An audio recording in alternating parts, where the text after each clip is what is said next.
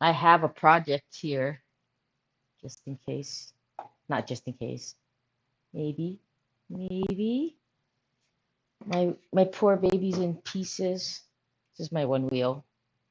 It's in all the pieces. I'm so sad. I don't know if I know how to put it back together either. So then there's that.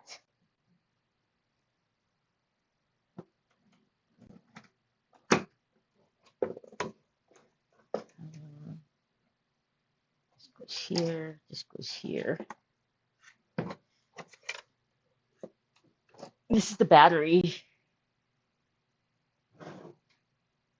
for the one wheel. This whole side of the one wheel is a battery. Why am I glitching? That's the battery.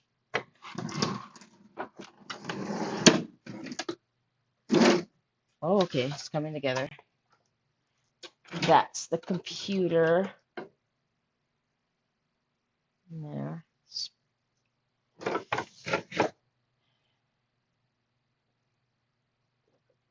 Then what? Then what am I supposed to do? I'm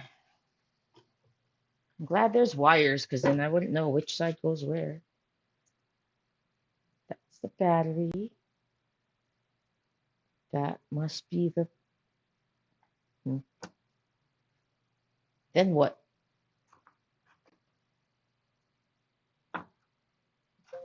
You know? Then what? I think this came off first.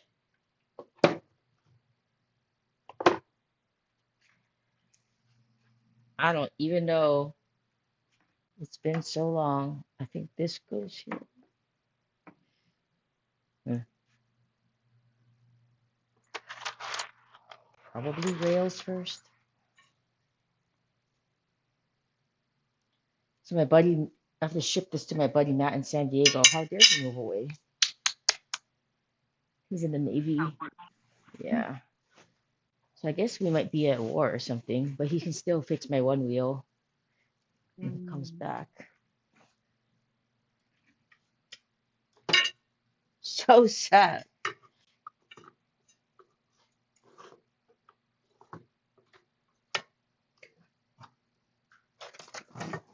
That. Do I do that? Do I do that first?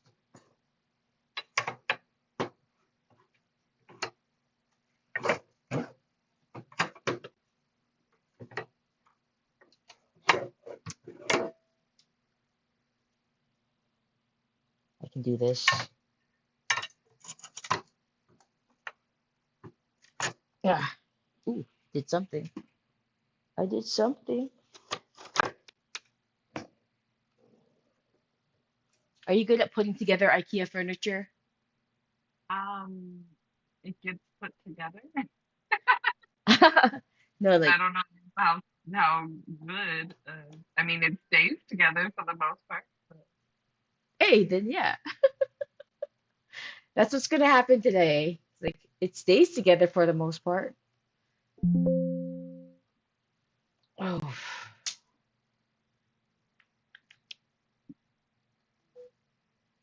no one's here yet. Yeah, so I can tell you. I have so many dog sitting jobs, so maybe we should just keep it on Wednesday. no, okay. Okay. I have so many requests now. Good morning. Hello. Hello. Hello, hello.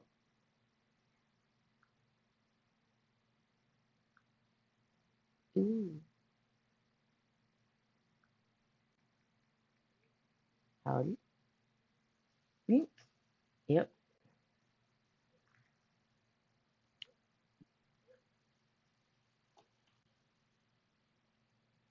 But one of my assignments, one of my pet assignments, I tested their internet speed and and they're fast enough. But my other assignments are not. Mm, mhm.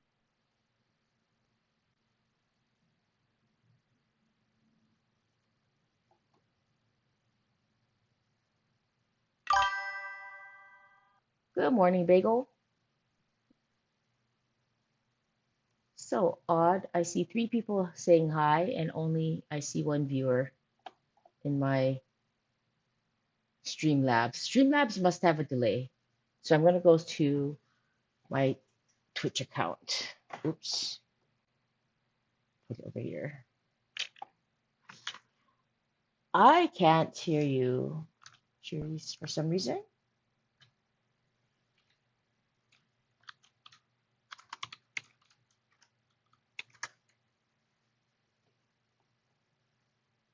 Okay, can you hear me now? I can. Thank you. Because it decided to connect my AirPods to both my Mac and my phone, even though on my phone. Yeah, I just don't know how that happens. Mm. Also, Fasting. it's Uh-huh. Mercury, so Hmm? almost Mercury retrograde. We're in the shadow period. Oh, that's right. Oh well.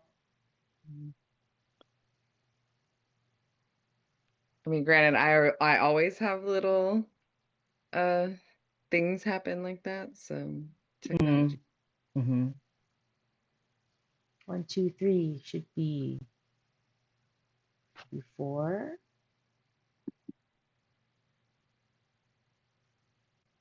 Right on. We have 5 subscribers. Mm. Yeah, I saw that. I couldn't see trying to figure out who else Irma, subscribed. Oh, right. you Oh, know wait. what? I have the wrong camera connected. No way my camera's connected because here's the cord. So hold on. I'm going back there and connect it.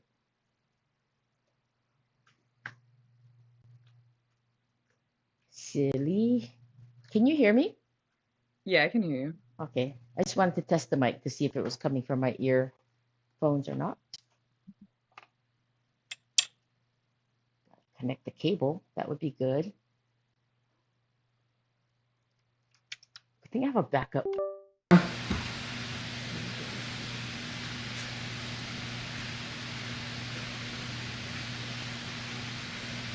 right, we got a little structure now on my one wheel. Hey, good morning. Work with me. Work with me. Hope everyone's getting stuff done. Like Cherise was saying, we're in Mercury in retrograde, so be a little bit more patient with your electronics. Like my screen is glitchy right now. Can you see it? Is it blinking on Twitch? It is, isn't it? Yep. So you said it. It is blinking for the first time. I'm max headroom.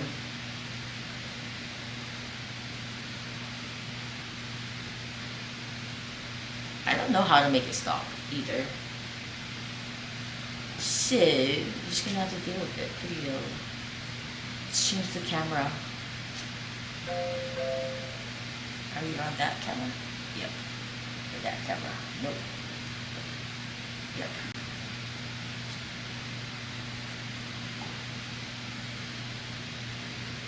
Oof. Okay, so, ouch! Okay, so, this is a one wheel. And it's in pieces. Because it decided to just turn off, not during Mercury in retrograde, it turned off a while ago. And I opened it all up just to see if something was loose, and nothing was loose. So now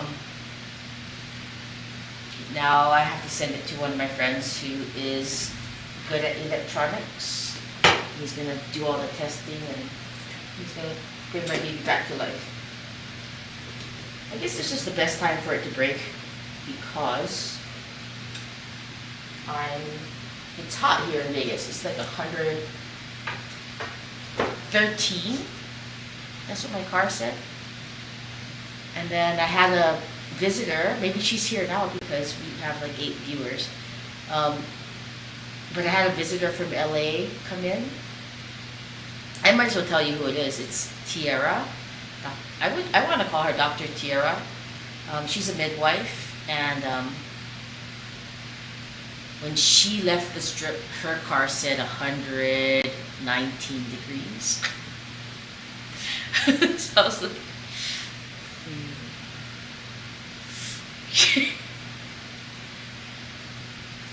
yeah. But they came for a basketball tournament championship here at the convention center. Yeah. Her niece is super good and she has all kinds of talent in her family. Right on. So these are rails, pipe rail. Sign up. My stickers from my friend, my very first sticker. And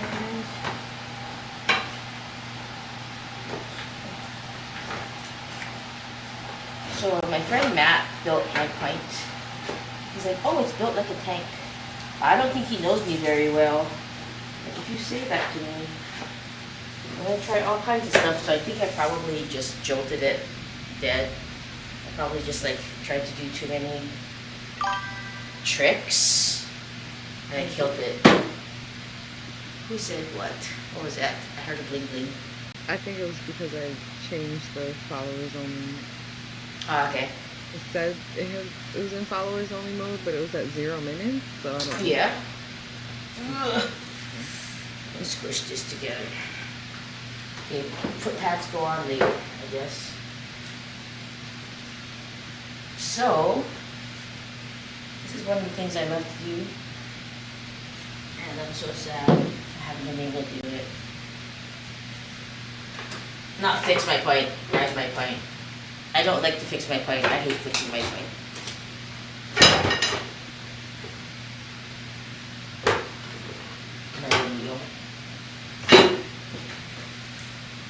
I wish the ish would just work. It reminds me of the early days of computers. Like, I think some of us who lived through that age in the 80s just learned how to fix computers because we had to.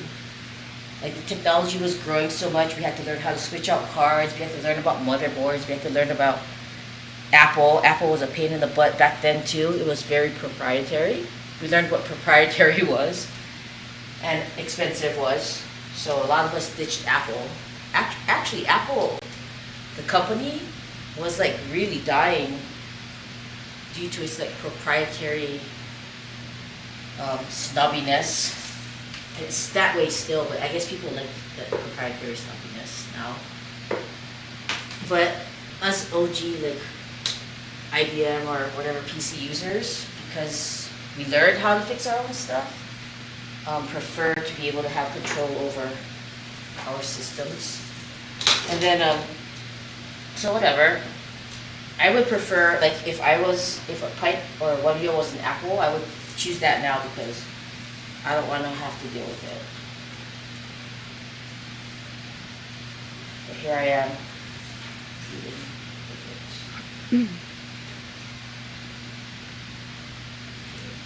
Screws. Just look for the holes and shove stuff in, I guess.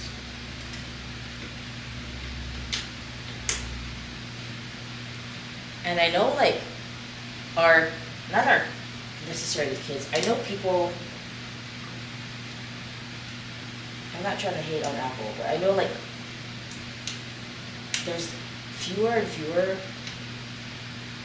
young adults, I guess, who know how to fix stuff these days. Like, physically fix things, mechanically fix things.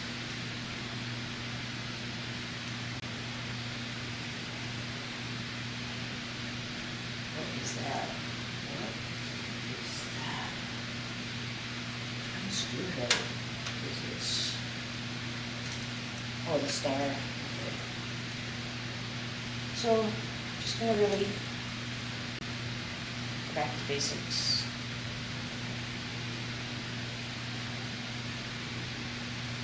I think it's fascinating to see how things are built because it takes away from the mystery of it, and you can think more logically, like what's really going on with my computer. So maybe my the glitch thing was the camera, because now it stopped glitching. And not to say Mercury retrograde doesn't have anything to do with it, because it does. I mean, things happen regardless. Yeah, I mean, later on, somebody's gonna call in a name and say, "Oh, this frequency messes with that frequency, and that's why your um, electronics glitch." And let me tell you something, like the binary system, zeros and ones, your computer is mechanical. Like inside there are little tiny switches that turn off and on, and they do that through like a magnetic, like electricity, like magnets. And there are errors in zeros and ones. It's called a corrupted sector, and that happens because no one can predict strength in like the current that's going through. It can surge. You get a surge in your outlet in your home. What's a surge? A surge is like I don't know,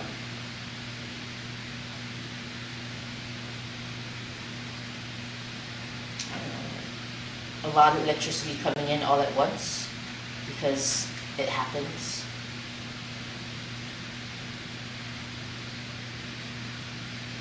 You think electricity is the same everywhere, like in every outlet? It's not. If you are closer to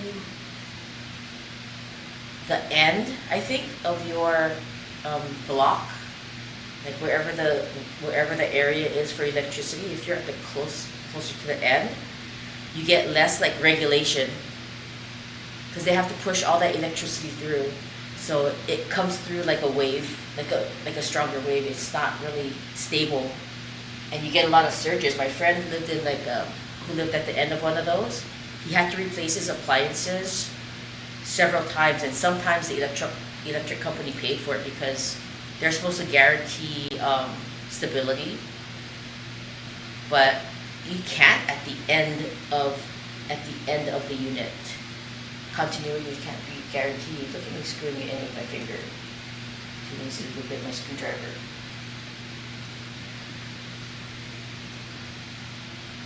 Which is here it is.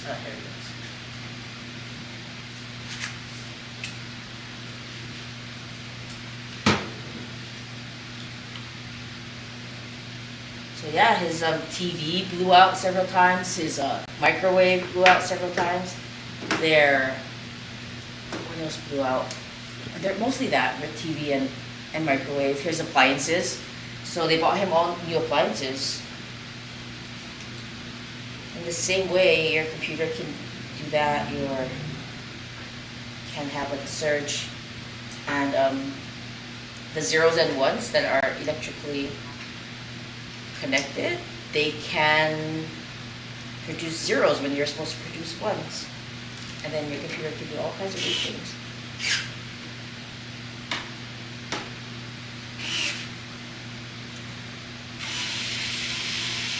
ASMR. Love that sound.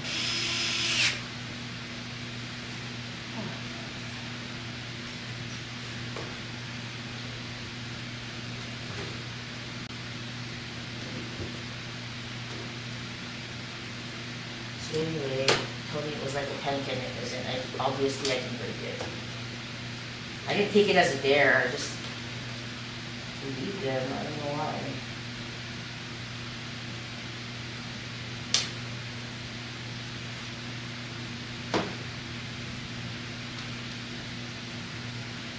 So I went off. I don't think I'm gonna off-road that much, because I fell into like a place where there was a lot of cacti, and even the little hair parts go into your skin, and it was quite unpleasant. First of all, it was like the sun hurt and it was hot. Second of all, the little pieces of cacti hairs went into my skin, and that was unpleasant. They called it like Cactus Lane. I was like, oh, why do they call it Cactus Lane? And then, because don't you dare fall in Cactus Lane. And why are we riding in Cactus Lane? So I'm not going. I might. I lied. I might go because Mount Charleston looks fun. Let's see.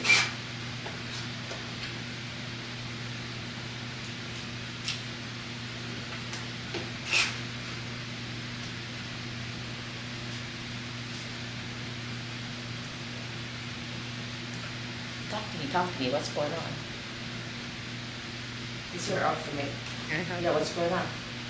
Construction and things are going on. It's like every time that we're on live, they're doing work outside. Oh, maybe maybe their schedule is Wednesdays and Mondays. There's some type of well, I know one of the businesses right here is like a hardware something, and I think it's like a restoration, some type of restoration. Oh. So I mean, they're doing work often and pretty early, but they're. Well, I guess maybe I particularly notice it when we're on live. Oh, you're sensitive to it. I don't hear it. You hear it now? Yeah, because I do just have to go. I don't hear it. I don't hear it at all. That's what I'm saying. Yeah, and it doesn't matter, does it? I mean, you're the marketer. I don't think it matters. I mean, it's not really. Doesn't seem like it's messing with the sound or anything. And it doesn't. Would it matter? If it messed with it too much that you couldn't hear me, yeah. Not to be too distracting. I see. But it's also kind of funny that I'm hearing that in the background, and then you're also doing work today. Oh yeah. Ah, there we go. Ha ha ha ha ha.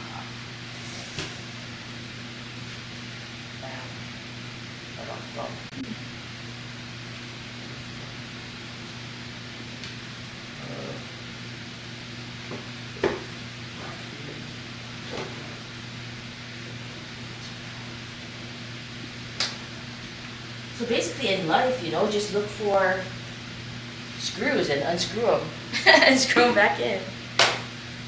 Watch out for electronics because they could shock you. Like this battery probably could kill you.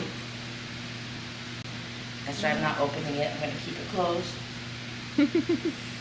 Could start a fire. Electricity probably is not where you should start. But yeah, other things. If you're going to throw something away and it's not good enough for someone else to use, take it apart. I mean, I have a couple of really old laptops. Maybe we'll just, not on this stream. I don't know if anyone's. But we have 8 viewers. I mean, the sound of me just working, or the feel of me just working, probably. I don't know. It's a vibe, It's like work with me.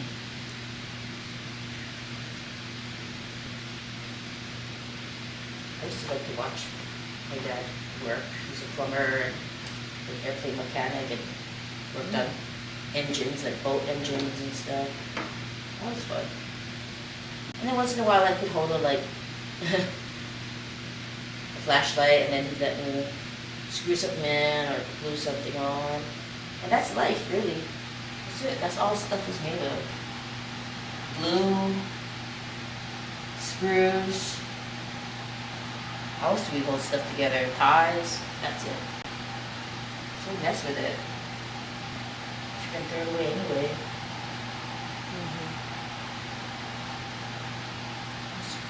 This screw.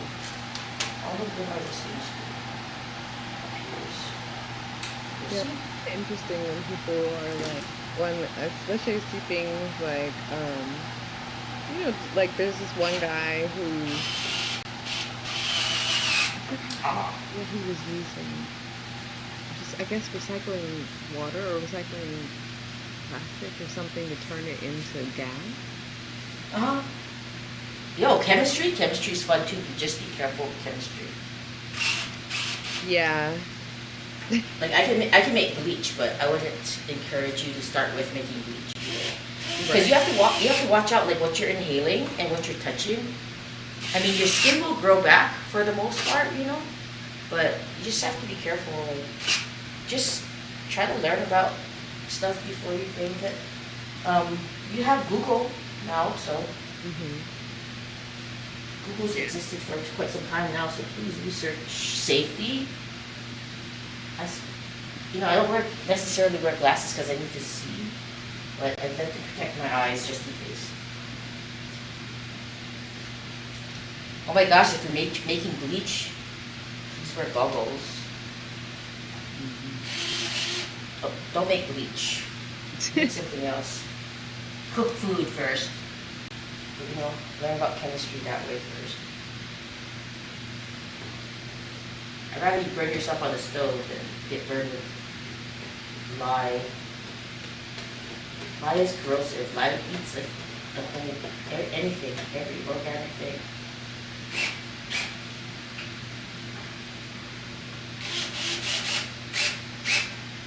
Yay. Is Danny here?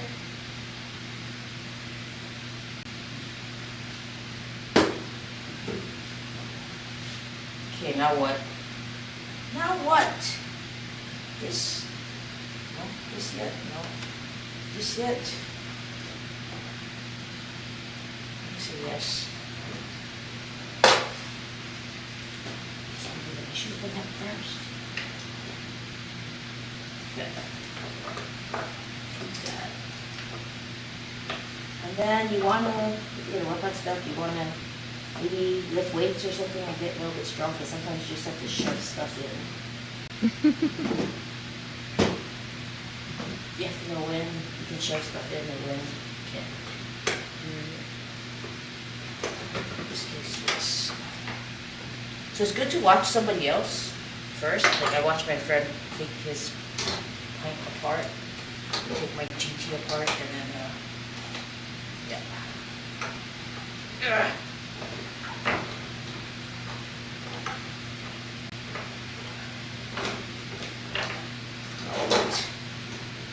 Is this the part I get the box?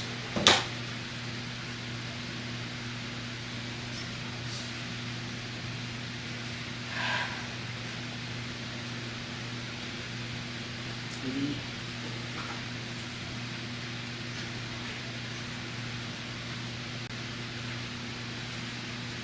Let's try this.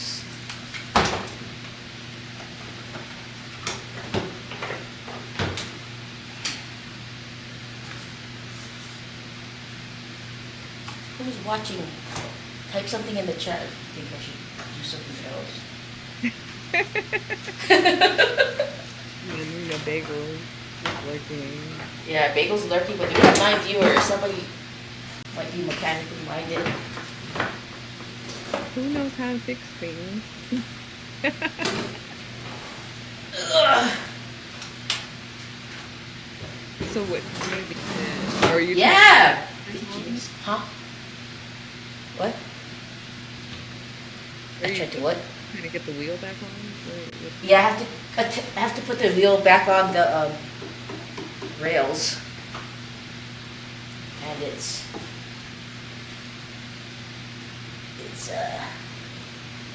actually the other side. There's really a problem. One side can go in, but the other side looks like that. And the holes need to line up.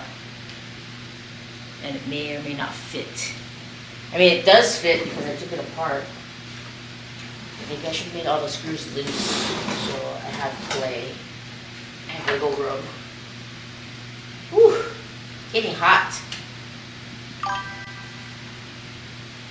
Somebody tell me. No, nobody tell me.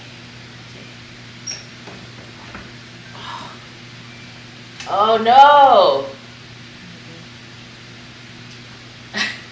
Should have put this together with the wheel underneath, not on top probably.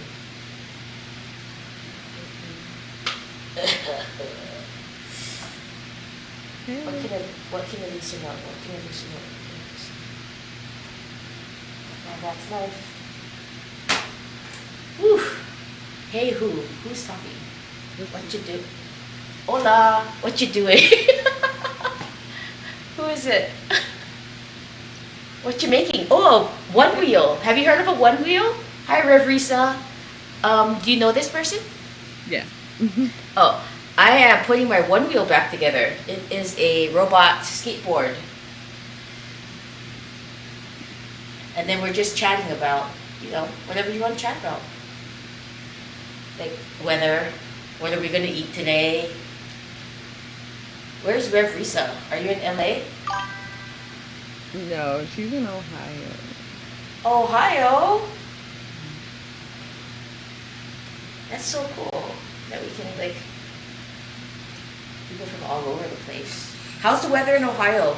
It's relevant to health, you know? It's so relevant.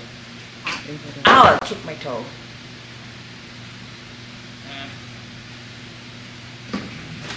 91 and humid. I'd rather have 110 and dry. I know 91 and humid.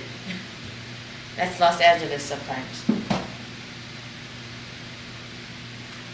My uncle lives in Ohio somewhere, Columbus maybe. Rev Risa. Wait, you Well, Columbus? huh? You said your uncle's in Columbus?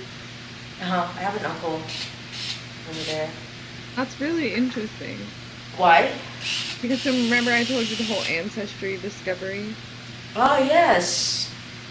But he's there for marriage. He's Japanese from Hawaii, and his wife is a nurse over there somewhere. Well, no, not that part, but I was just saying that's like crazy that it's Columbus of all places, because I've been like trying to find, like, because I know I have like friends that moved out there for after school, and actually a friend of mine went to law school. Oh, cool. It's 4 hours. Um, Okay. but Is that yeah, how you know Rev Risa? no, that's my cousin. Oh, Yeah. hello. So she's like the closest family that I know that's still out there, but just as far as like other friends and things like that, everybody's in like other cities. Yeah.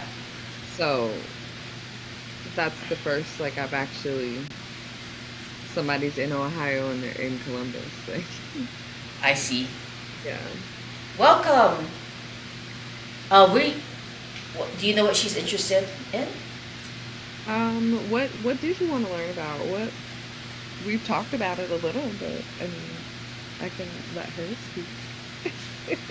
Let her tell us what she's interested in, what she Yeah, likes. just type it in when you feel like it. What are you interested in? What drew you to but what is it about like Ayurveda, or what did you see that made you want to learn? What do you want to learn? Or do you just want to hang out? That's fine too.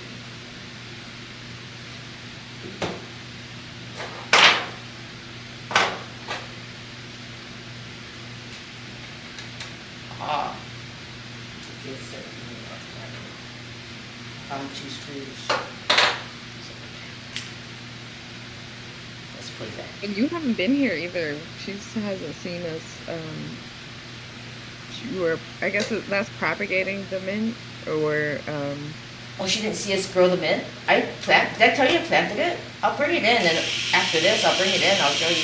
It's growing. One of them took already.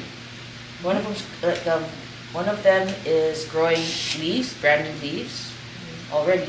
And then I'll show you what a sweet potato, like, seedling or sprout looks like. Because I have one of those randomly growing out of my soil. Uh-oh. Might be missing a few screws, and that's never good. Oh, Matt's gonna be mad. Uh-oh. Uh-oh. 1, 2, 3, 4.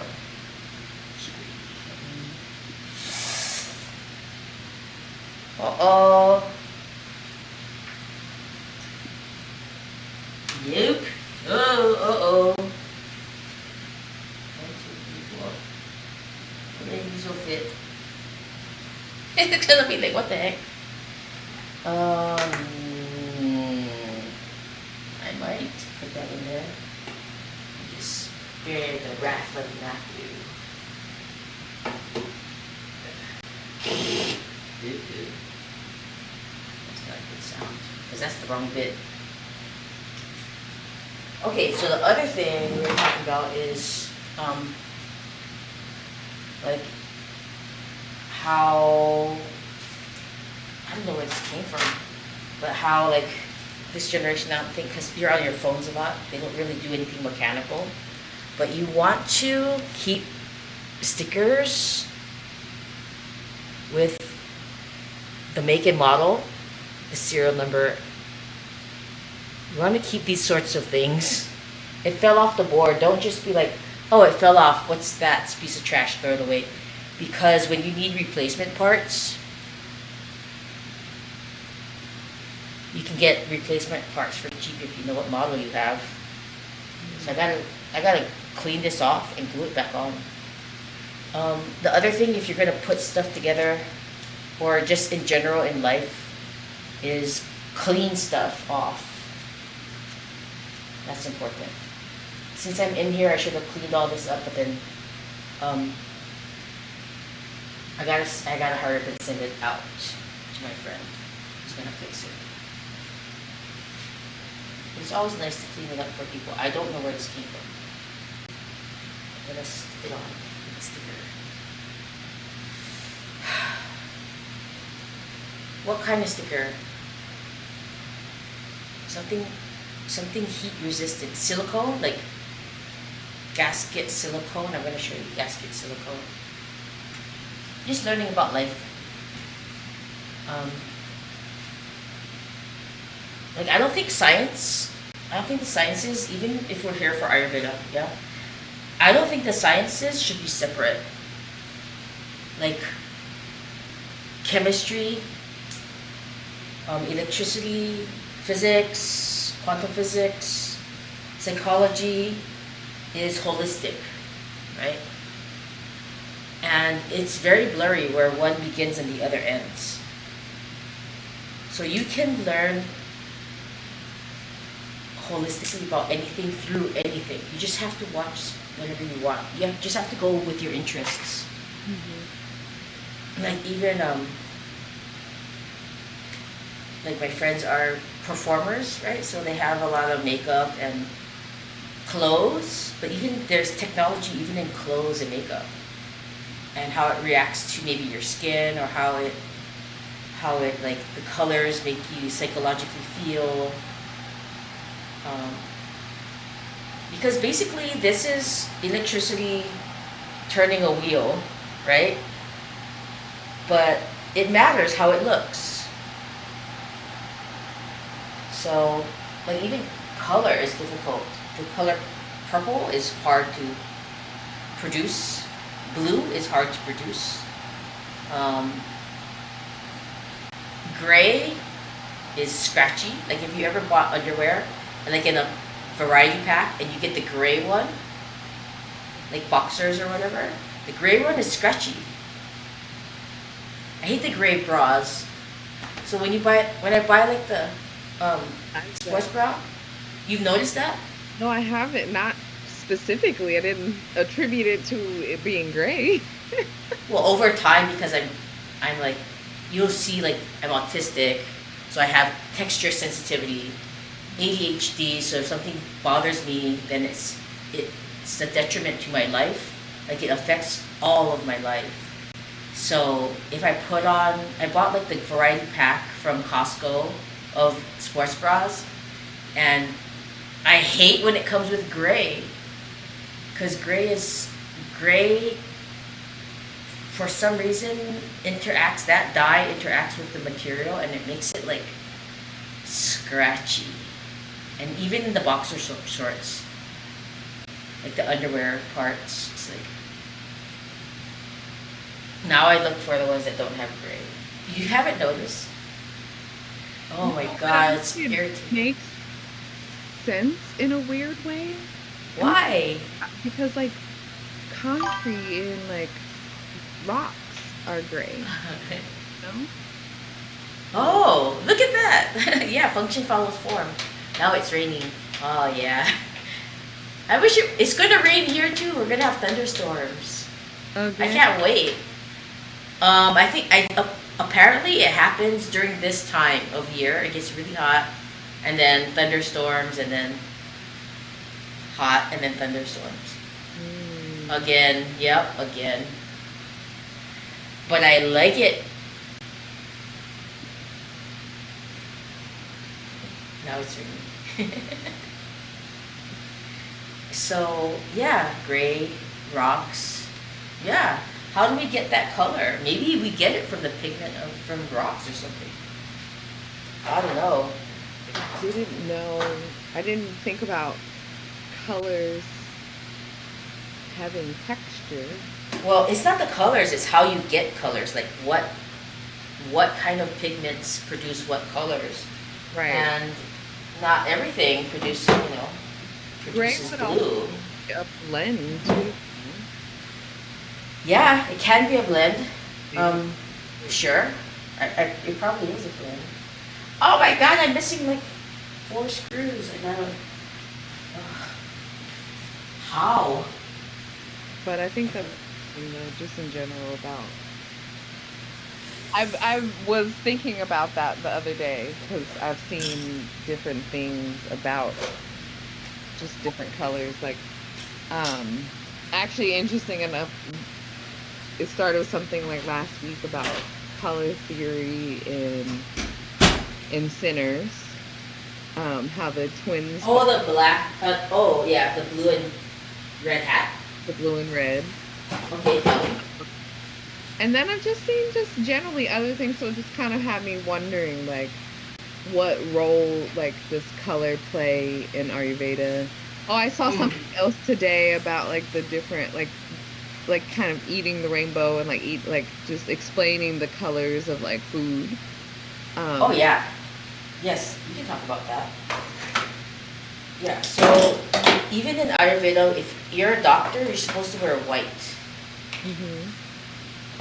Because you're purifying something in the patient, getting rid of disease. So you should wear white. And the body, water can copy. You're made of about 70% water. It's 90 to 70% depending on how old you are. Like babies are about 90%.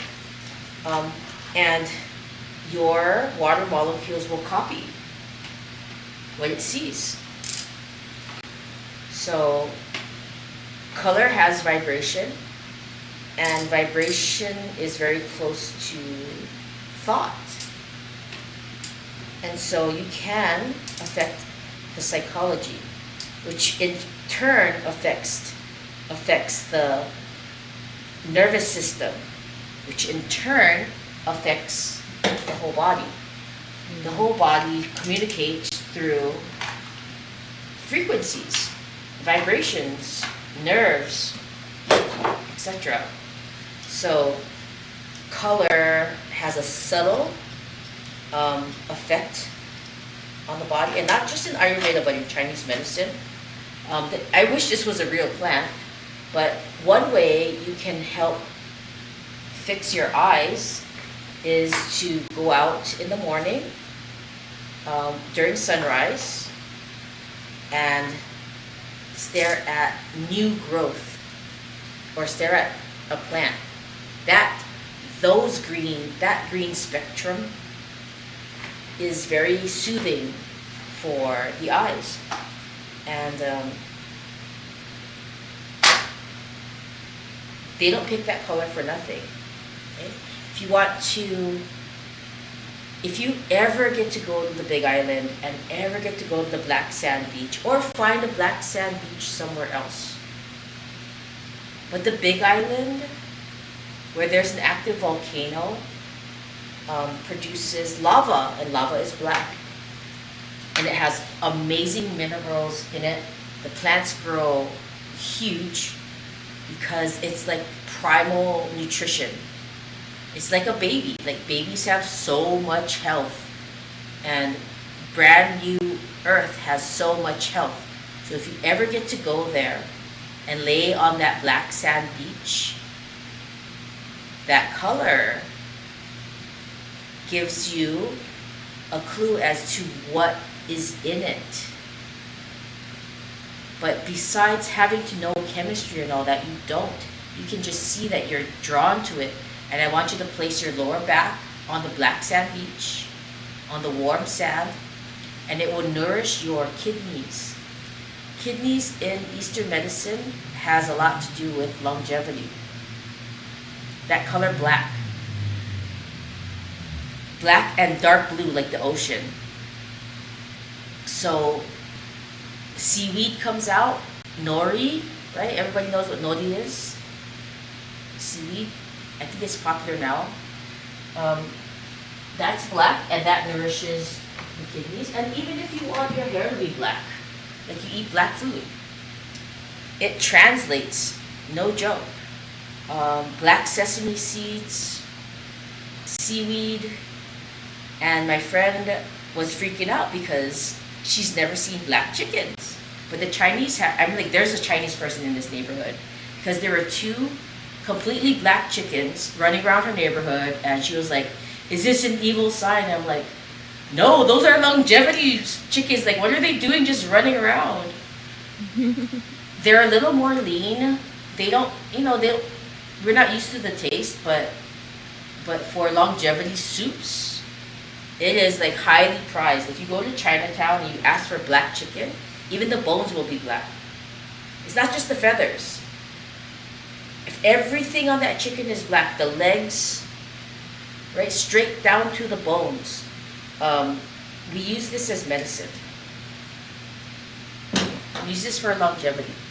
So how every part end up black? I don't know. How does like lava turn black? I mean, nature sometimes, like, I don't know. It didn't turn black. Like, that's the kind of chicken it is. Right, but that's just interesting that, like, even their bones. Even their bones. Sense, because when things burn, they turn to ash. Yeah. Oh, I see. Because calcium, whatever.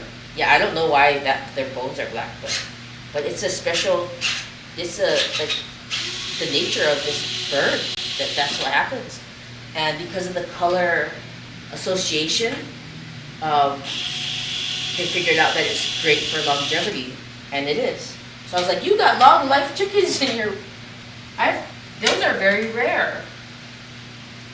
So there's some Chinese person breeding long life chickens in her neighborhood, and two got away. I wonder how their eggs are. I wonder if their eggs are black. That's cool.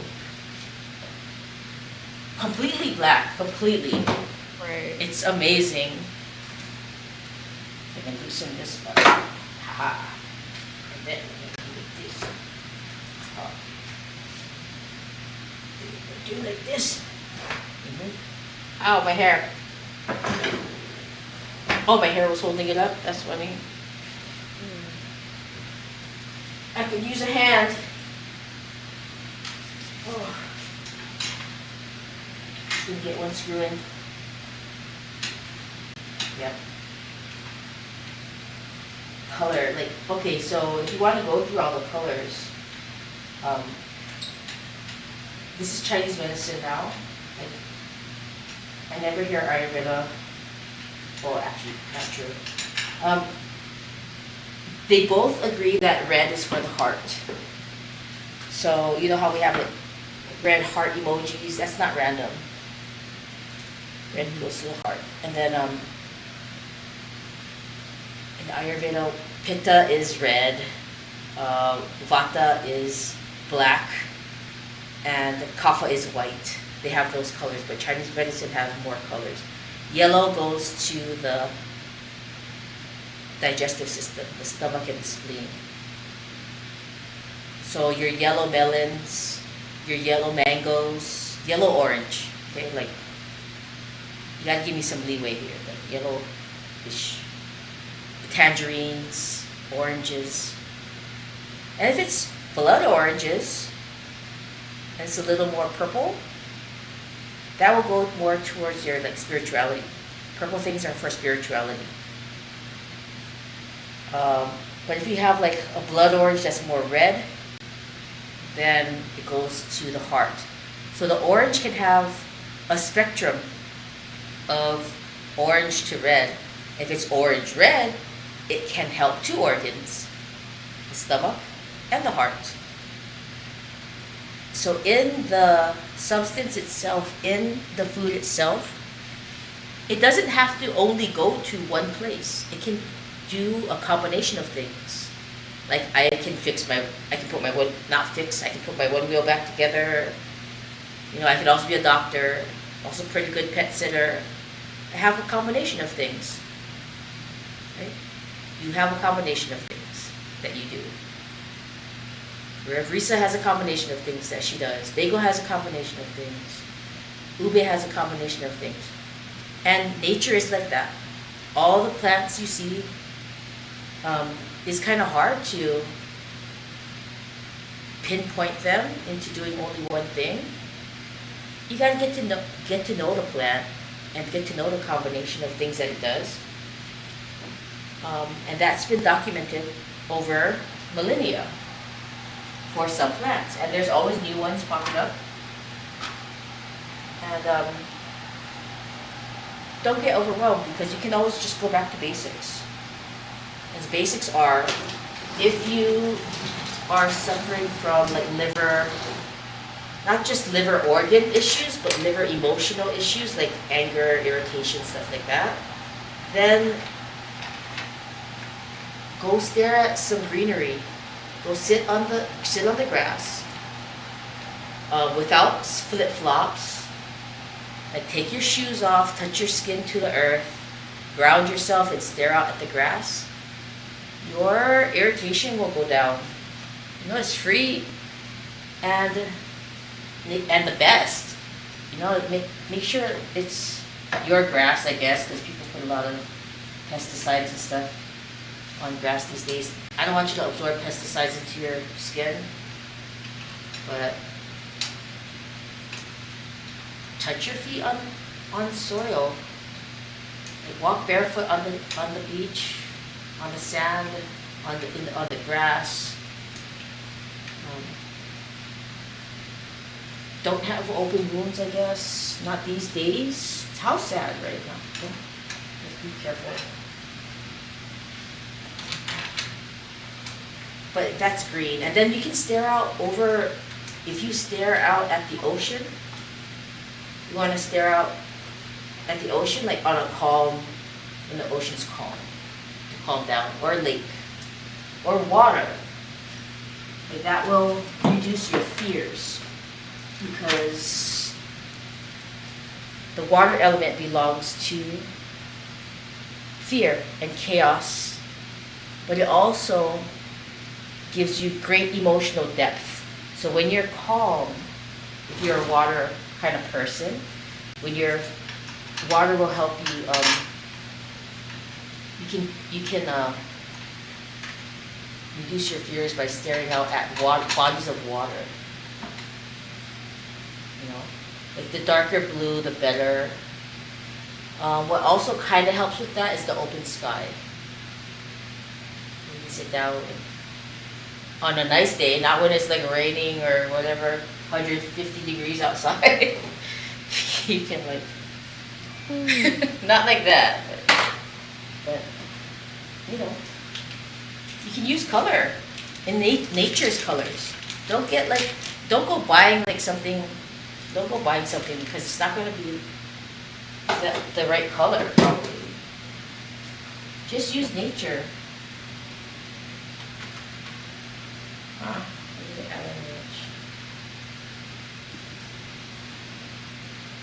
What else colors? White for the lungs. Shiny, pearl, moonlight. Some people get so upset. The lungs have to do with the emotion of grief. So if you've experienced loss and you kind of try to work through it on a full moon night, you know, maybe that's why the coyotes howl. Maybe that's why the wolves howl at the moon. The wolf packs, when they get lost, maybe they're sad from the separation. So they howl at the moon. In the same way, you can howl at the moon yourself. Howl mean cry, you know. You can cry and wail on a full moon night. Let it enter your body and it will help you heal your grief. Nature is amazing like that.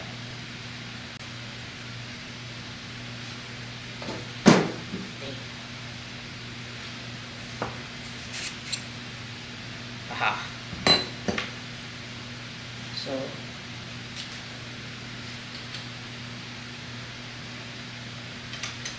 what else? What else colors? We did liver, we did stomach, we did kidneys. We should have 5. Yeah, heart, red. Heart and talking to fire. If you can get a campfire going, sit around the fire. Fire makes people talk it out, heart to heart talk. You see those, like how we even name it, like heart to heart talk. Go get a fire, go get a candle, put it in the middle of your living room and talk to each other. Fire will help you. I have a neodymium magnet. This came from somewhere else. I know. Okay.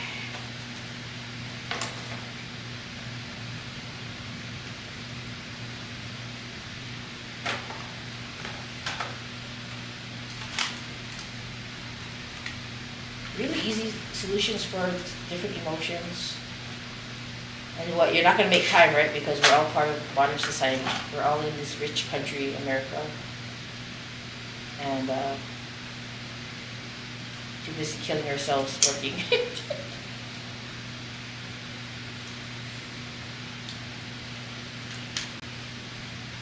I love that I'm from Hawaii and we hardly work. A lot of us hardly work.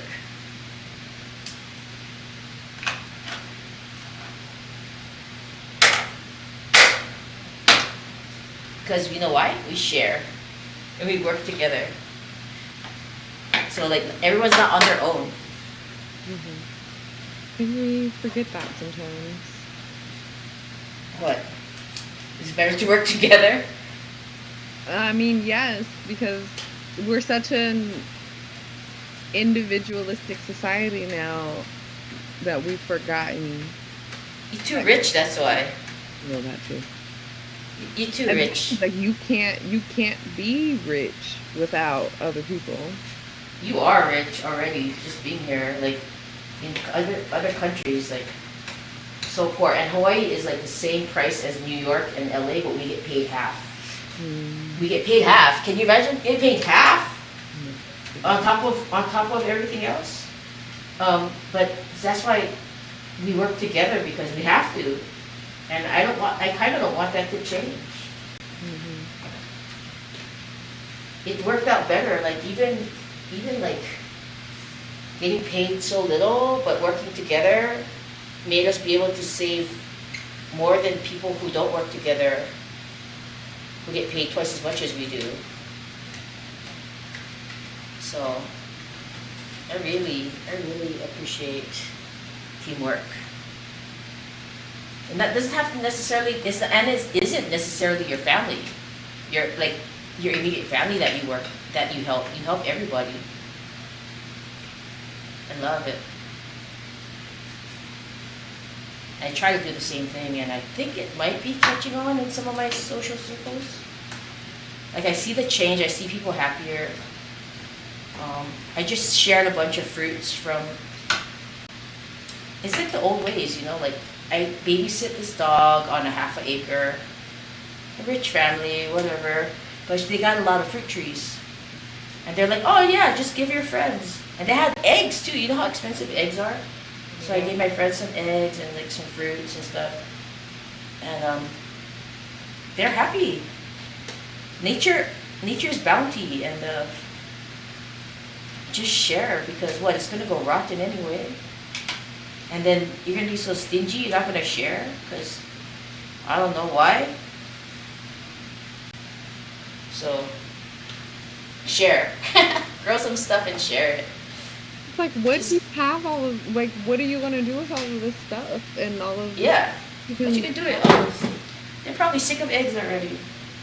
Right, and they're going to go bad, like, somebody needs to eat them. Yeah, so, that was nice. That's a nice little perk that I could, share eggs.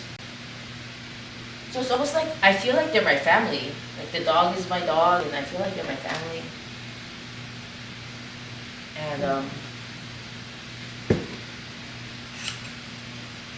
And people are not.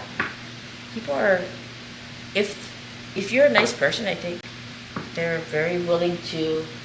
They offered. I didn't even ask if I could give my friends. They just said, "Oh, take some to your friends." I said, okay. Okay. Yeah. Angie. Actually, I Uh-huh. think the family that we ran into her with. Yeah, I remember. Angie. Yeah, no, I remember. I think that. I remember the little boy. Yeah, I think at their house they have like fruit, like a garden and different trees, Oh, yeah. all types of stuff like fresh. She actually the fresh mint was from her. She brought Oh, and rosemary. lovely. She's brought like passion fruits before and avocados. Right? All Because, types. I love it. yep. Because what are you working for? To put food on your table, but then nature just grows that.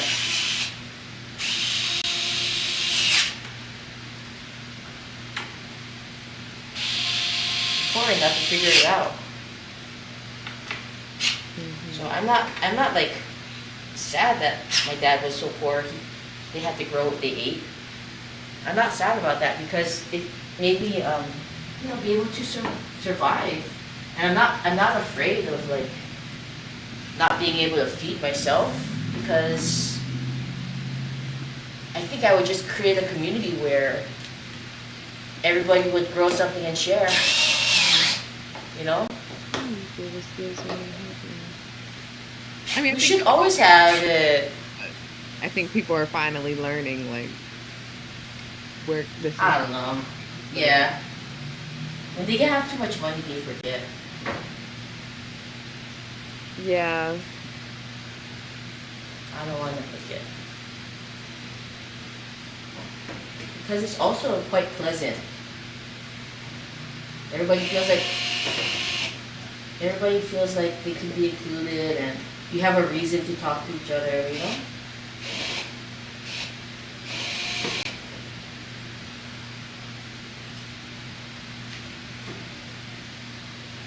Even my friend Matt, he's gonna fix my board. I offered to pay him, but he said no. So, okay. I'm gonna give him something anyway. I gave him like acupuncture. I fixed his neck. So I guess that's something.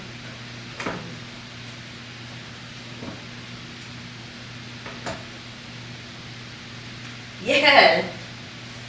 Coming along. Looking like a board again. My baby's broken.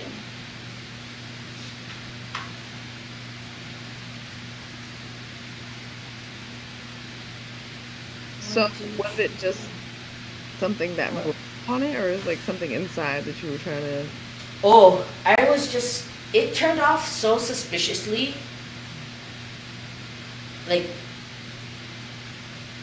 I think I finally like dropped it one too many times, so it turned off suspiciously. I suspected like there was a loose wire that I could just go in and see. Oh, that's what I broke, but it isn't that. So I need somebody who can troubleshoot it. Easy stuff, I was just looking for easy stuff like, oh, that fell off, and I was just gonna put it back on. But it isn't that. I broke it. You shouldn't tell me it's built like a tank. You should not tell me those things. Because I'll be like, great. Let's go. I guess even tanks break. Lesson learned. Like it's in electronics. Like stop. I should know better.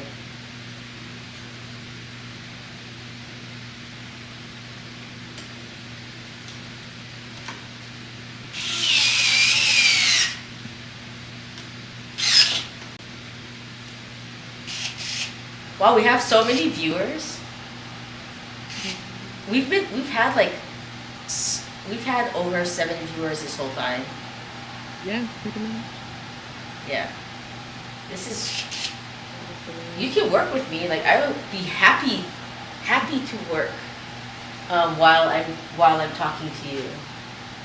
Because the kind of ADHD I have, like it's better for me to move. That's usually how I am. Yeah, you want to do something? What do you want to do? What do I need to do?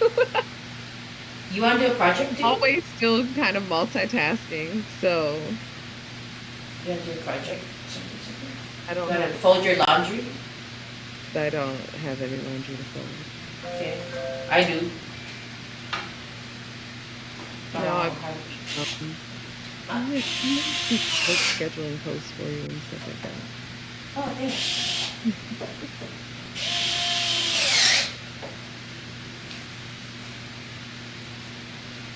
But I am good for finding someone to kind of body double a lot of times. What's that? What? You have someone, their presence just helps you focus more.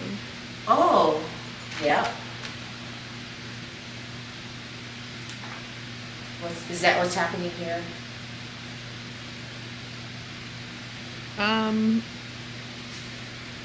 Are you using your Twitch? Yep. Using Twitch to body double for you? Yep, exact. Okay, so that's what it means. Yep, I am. I guess. I think.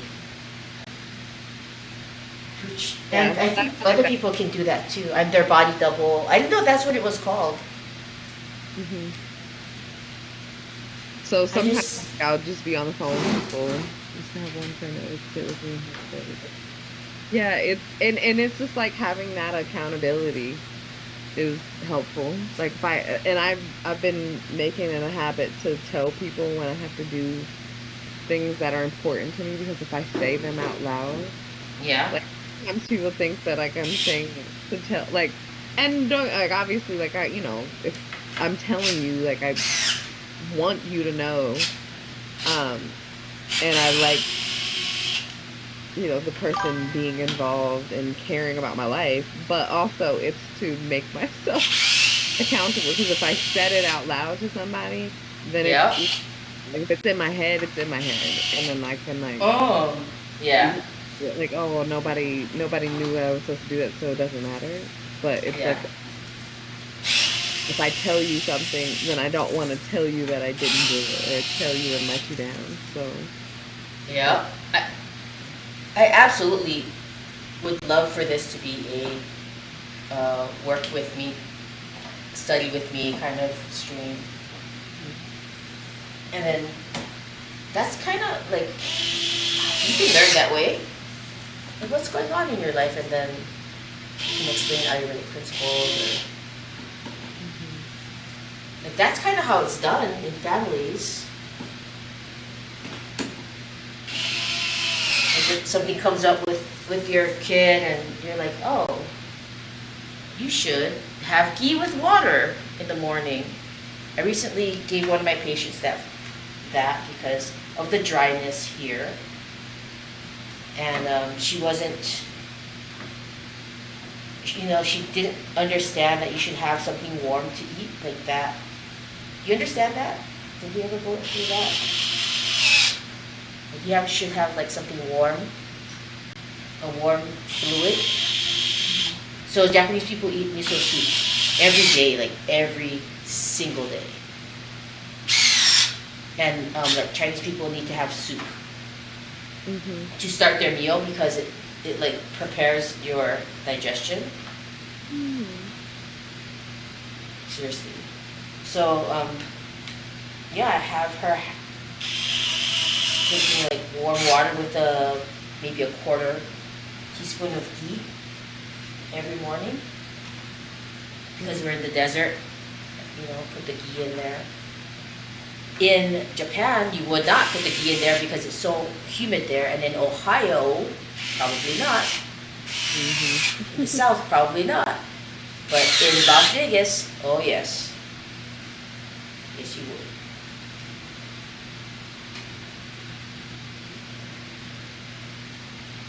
It's coming along. I hope this is the right side. Is this the right side? It's probably supposed to be here. Is it? I don't know. This side maybe? You'll figure it out. This has to be shippable. I'm gonna ship this. I think UPS or something. No. Somebody's gonna drive it to San Diego for me. One of my friends are already going to San Diego on a vacation. One of my other one-wheel friends, yeah. Or I could go. It's like, what, 4 hours away? That's the same. Just drive here. Pretty much. Just go on the 15. Just don't get off the 15.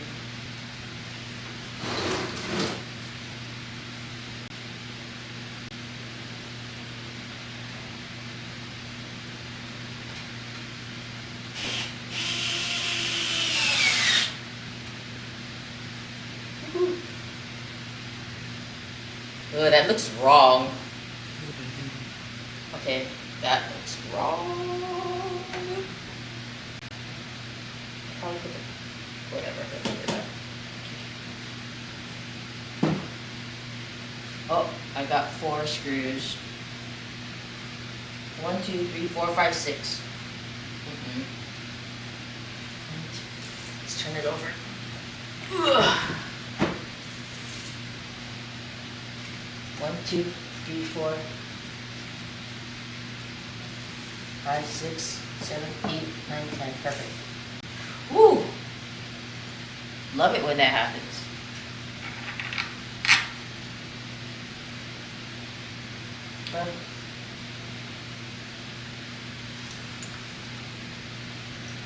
And then now I have the experience of taking apart and putting together.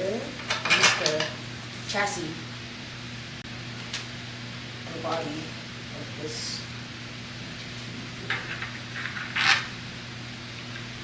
What are you doing, Greg? Well, maybe you're doing something, Greg, Lisa.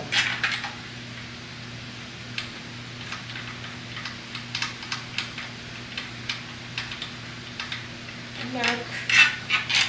Get here. Wiggle.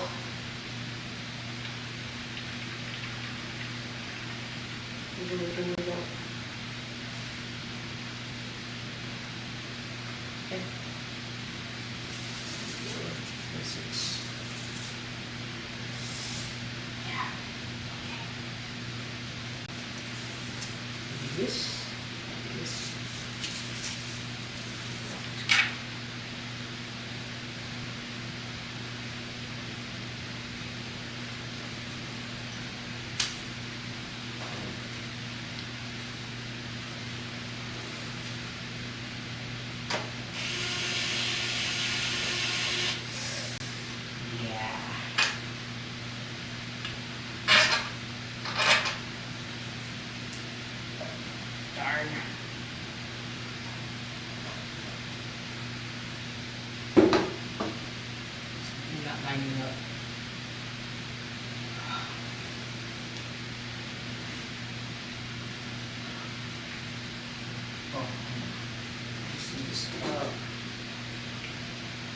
So that's color and body doubles. Body double? Is that what you guys call it? Who else has heard of it called body double? I never heard of that.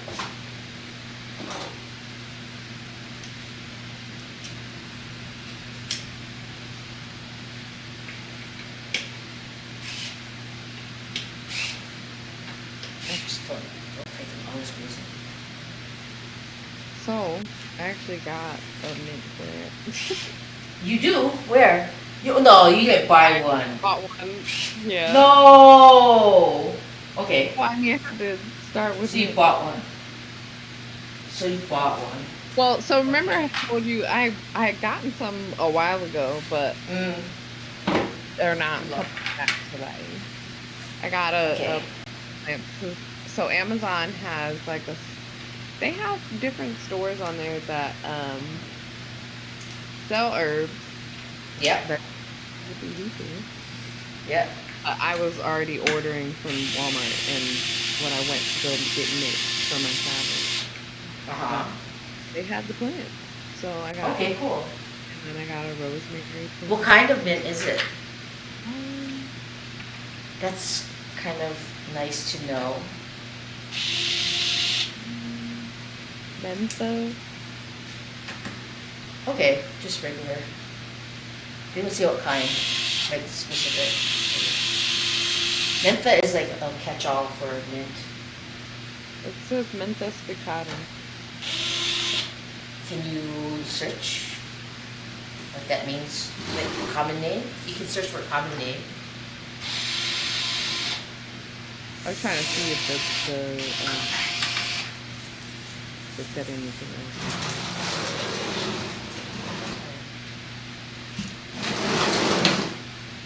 Spearmint. Spearmint. Okay, good. Good to know. Good to know. I don't know if I have spearmint. Maybe I can look at your plant. I'm in LA. Maybe you can. Well, it's not big enough yet to propagate properly. You should just grow it and then you need a bigger pot. Yeah. You need to plant that. Yeah, that's really Why? Do you have like anything to be planted in? no. But also just in general, that's probably where I start losing them. Oh, I see. Okay, never mind. I mean, I can definitely try it. I mean, it's a lot bigger than the other one that I had too. It's a lot more seeds and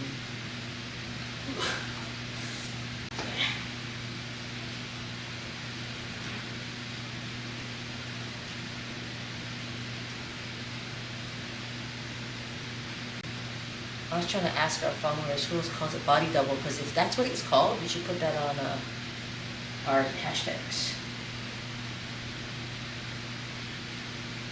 Do we put work with me? Yeah, work with me. Okay. they have it on here too. What? Body double? Wala. Thanks.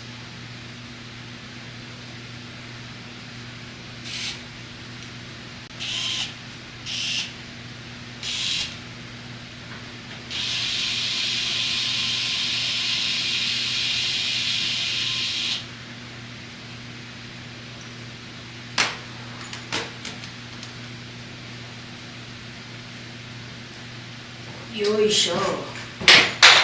What?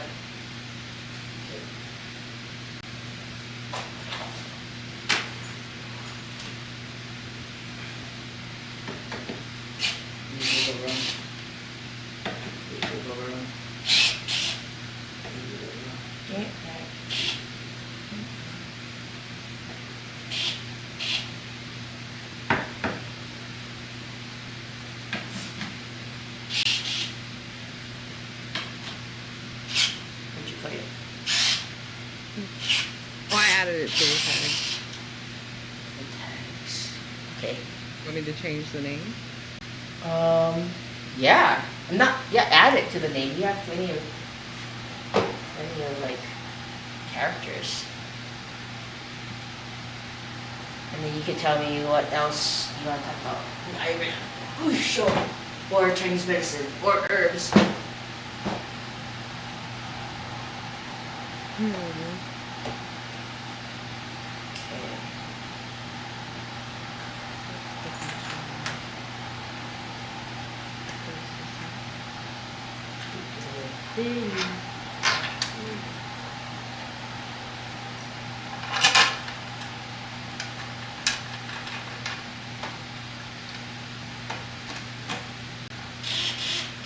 Come on. Come on.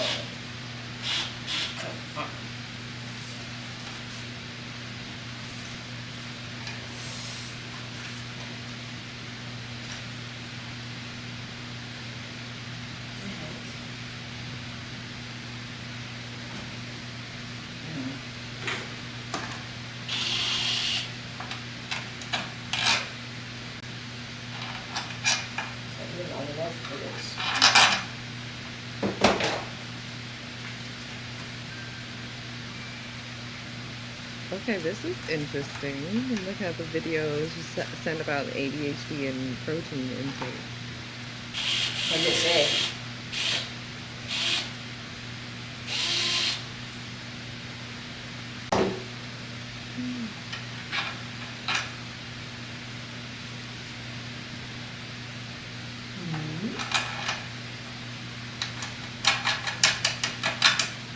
We need more protein, Mm.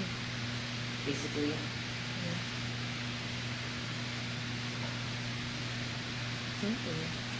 That's Okay. Basically, sorry, I was also digesting at the same time, but okay. there's a study that tryptophan depletion can impact ADHD. So they did a study. They gave one group a drink, like a protein drink, one and one didn't, and then they let them gamble. So basically, that didn't get the tryptophan had like lower impulse control and a harder distinction between a smaller reward and Oh yeah, it's a precursor, right? Tryptophan is a precursor to serotonin. yes, and I can explain things perfectly only immediately after I hear them. Maybe after. That's fine. But yeah, that it makes sense. And that's interesting because she said that it's found in pumpkin seeds and chicken. And I Chicken, yeah. Eating more pumpkin seeds, but more because they're supposed to help like cleanse and like clear your body of parasites. Parasites, yeah.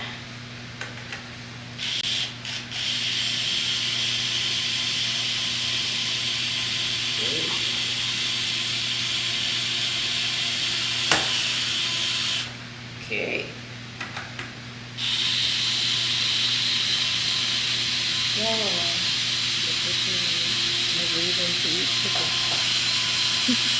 Yeah. Versus red meat, right? Well, I don't really eat red meat too much. Chicken is medicine, Chinese medicine. What oh wait, I know, because that reminds me of something I saw. There was like a soup that was made with like chicken feet. So Yeah. like, I don't know if that's medicine, the feet part is medicine. Well, to get the collagen. Oh yeah, okay. That's right. That's right. Yeah, I've been seeing a lot of those like kind of like eat your skincare type of content. Yeah, sure. Why not? We're seeing a lot of like jellies and collagen and things like that. So. There's so much.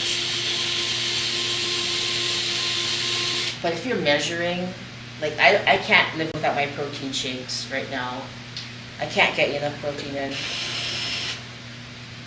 I guess I could eat steak, but I don't want to. I guess I could cook lentils. Right. But then you have to cook it. And no one's here helping me cook. So I just have my protein shake right now. Yeah. I get it. And it makes me appreciative when I go over to my friend's house and her mom has lentils. Because, it takes time to make that.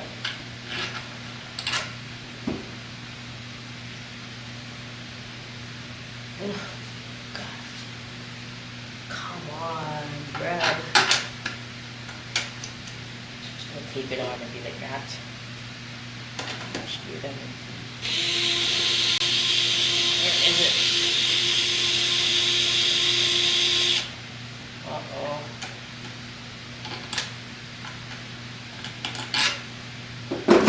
Okay, what else? What do you guys want to do? Like, I taught somebody how to take the pulse this past weekend. Tiara came over, and she's really interested in pulse taking. Should have gotten some content. Oh, man!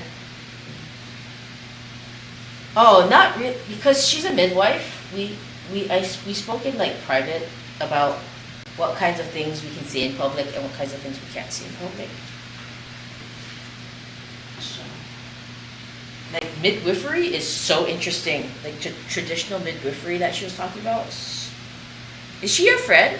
No, she's Jasmine's friend.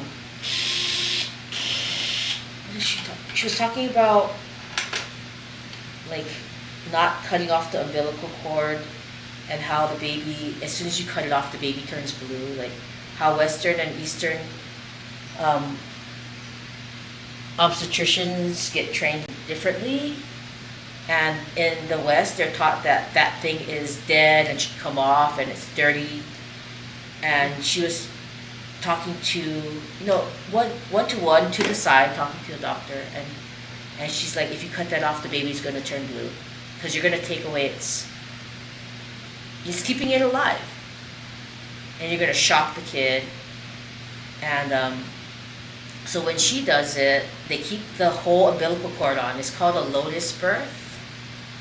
And then the placenta that comes out, because it's going to be stinky, if you keep it, like, if you drag it around for like 8 or 9 days, it's going to be stinky. So they pack it with herbs to make it smell better and salt to take away the smell.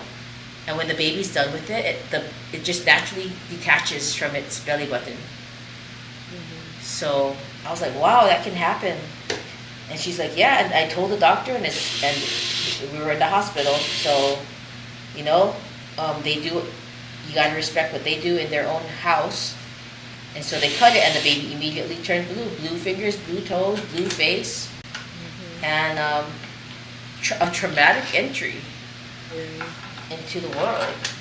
And she has so much knowledge, and I was like, my jaw. I was speechless when she was talking, mostly because I went to school. I went to school for acupuncture, and no wind of this kind of thing. Absolutely none. What we learned was after the woman gives birth, like how to take care of her for the 30 days after, and like get her health or her life force back. But nothing about the actual birthing process. It's such a, I don't know, like gatekeep kept thing. It's such a taboo thing in the schools to talk about. I don't know. I'm still recovering from that conversation. Yeah, I get that. Yeah, I don't know. It's like one of those things. It's like, well, I find it interesting because I've seen more and more over the past few years how women's health is not really studied. And everyone has, it's such a wide spectrum of things that can happen to any woman, let alone giving birth. Like, so, yeah, it's really wild, and that's just crazy as hell. That we're in 2025, we've made all these advances in other ways, but half the time they don't know what's going on with the uterus. Yeah, so, yeah. Thankfully it's been kept underground in midwifery. Yeah. In the traditions, thankfully, I think that's how you do it. You just kind of like keep it on the down low until you can resubmerge when the coast is clear or something. It's definitely good. I think I noticed more people talking about having midwives and just kind of more aware in those ways. I mean, I'm so grateful I had a midwife and a doula. Oh, nice. Mm-hmm. What did you give birth at home? Did you have a lotus birth? No, I wanted to. What happened there? I had preeclampsia. Dang. Yeah, you gotta go to the hospital. Okay. I'm so mad because I had everything. My sister was the same way. She was so mad. I've been all ready to go, and I hate hospitals, so that was a lot of the reason. I mean, aside from the benefits of not,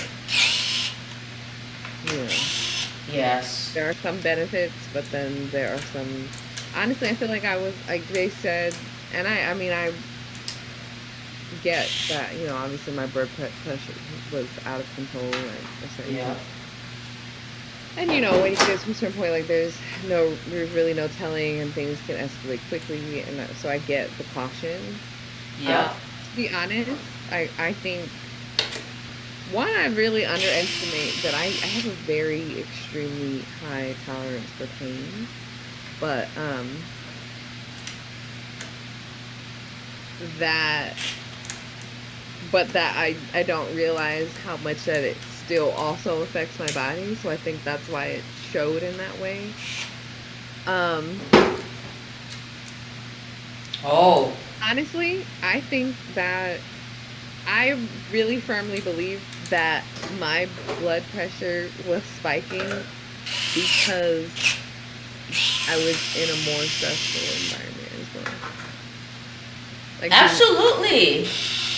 because for the most part, once they started me on meds, like they started me on pitocin and magnesium when I first was induced. Yeah.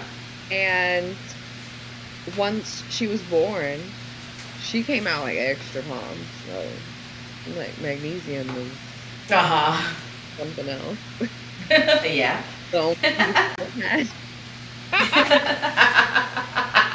until it wore off. Uh-huh. Like my girl is ball of energy. Yeah. But also, so once she was born, they started me on, I forgot what the meds were for to manage my blood pressure. But the only time that my blood pressure was like that it would spike or be like out in like in a crazy range was Yeah. first when they checked it. See? The Like, other I can't more. believe like they don't I can't believe that Western medicine, it's like they're ignoring that this is a thing, but they don't know what to do with it. It's not in the flow chart, so if you have high blood pressure, I think it's just about legalities of, well, I had high blood pressure. Why didn't you give me like blood pressure medication? Isn't that what you're supposed to do? So in a way, like they don't have the liberty to think for themselves either. Like their hands are also tied. But Yeah, well, no, they did have me on the meds at least, and they were changing the doses and all of that. But what is it? What was the thing called? Like the not white coat syndrome. white coat syndrome, it is called white coat syndrome. I was okay, but Exactly what it's called. Uh-huh. and they basically told me like, oh, that's probably not it. I'm like, but I think so. Well, yeah. Why do you think it's not it though? Because why did they think it's not it when that's exactly what it is? and meanwhile it would spike, or it was also was it right before or right after? It was always around the time I got the meds though. What? That it would spike? Yeah, it was always the first reading. Like whenever they came in and checked me around like 6, 7 a.m. Hmm.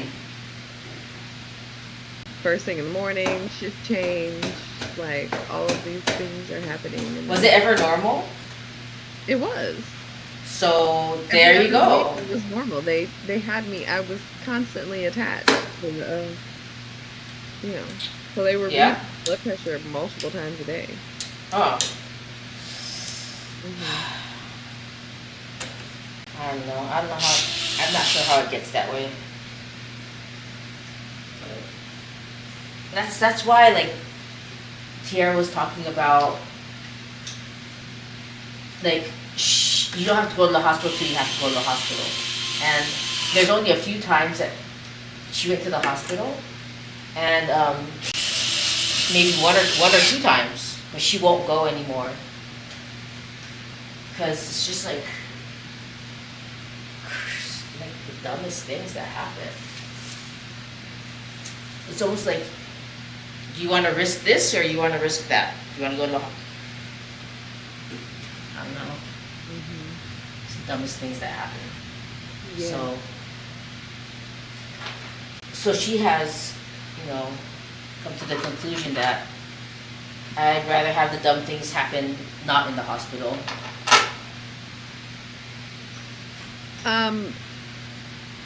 Did you hear about Ananda Lewis? I don't even. Oh. She was on, No. She's on what? she was on MTV and she was like one of the DJs on there. Oh. Stuff, but What girl? her name is Ananda Lewis. No. But she ended up having breast cancer. She just passed. I'm gonna look up who that is. Maybe if you saw her, you would recognize her. But Yeah, probably. MTV and BET for like years. I mean, but the last, I don't know how much she's done. She'd been on social media and stuff, but anyways, the last few years she decided she was avoiding getting a mammogram. She didn't want to get one, and even once she found out that she had cancer, she decided not get chemo. Yeah. And stick to a more like holistic. Yeah. I don't know exactly what her, routines were and what she did to, Yeah. to try and heal herself. But there was a lot of talk about like, how she should have gone to and towards the end it was, go get your mammograms. I shouldn't have waited and all of that, but. Okay. Yeah, so I just brought that up to kind of, talk about, I guess, the difference in like knowing when you should lean into Western medicine and treatments and all of that, and when you should know when holistic remedies aren't, I think there's a this tree. I seriously, hold on.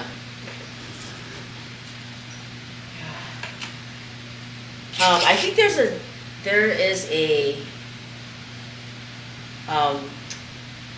aspect, or there's a little bit of luck involved. I mean, when you say go to the hospital, you don't know who you're gonna get.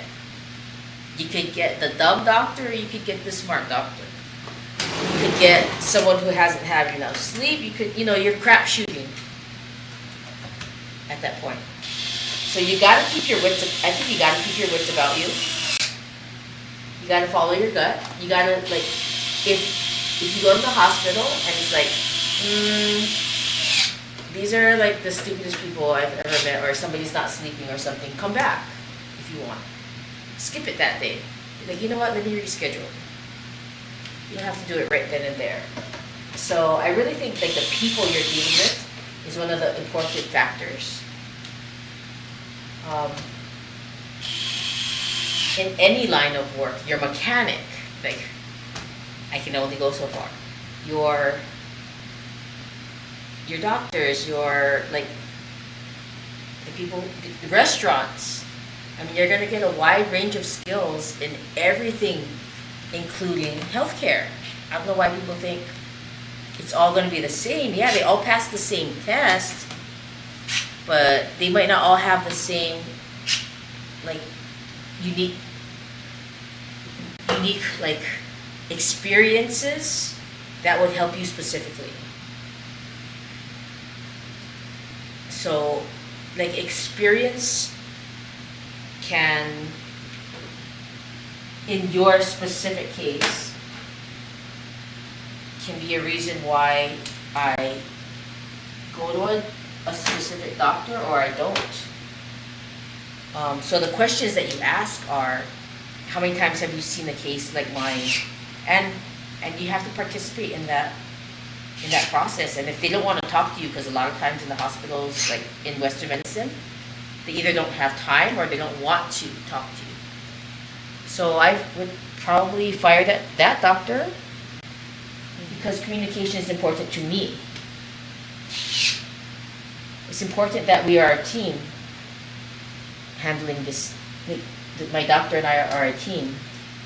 And because as a doctor myself, I know I can't know everything about your specifics, and it all matters. So if you have a relationship with a doctor, or doctors, relationship with anyone, it increases your chances of things going well. But if it's just like you just walked into the hospital, they don't know you, and they're on a professional level, you'll get bare minimum professional because they don't know you, they don't trust you, they don't know if you're gonna be one of those like troublemakers. They don't know you. So I think in any case, build a relationship with people in general. Have a good attitude, and like study relationship. Be able to clock people and know when you have to bow out. Like even a good doctor on a bad day could be having a bad day. Give people at least like 2 or 3 chances. Maybe the timing's wrong. People don't talk about timing enough, I think.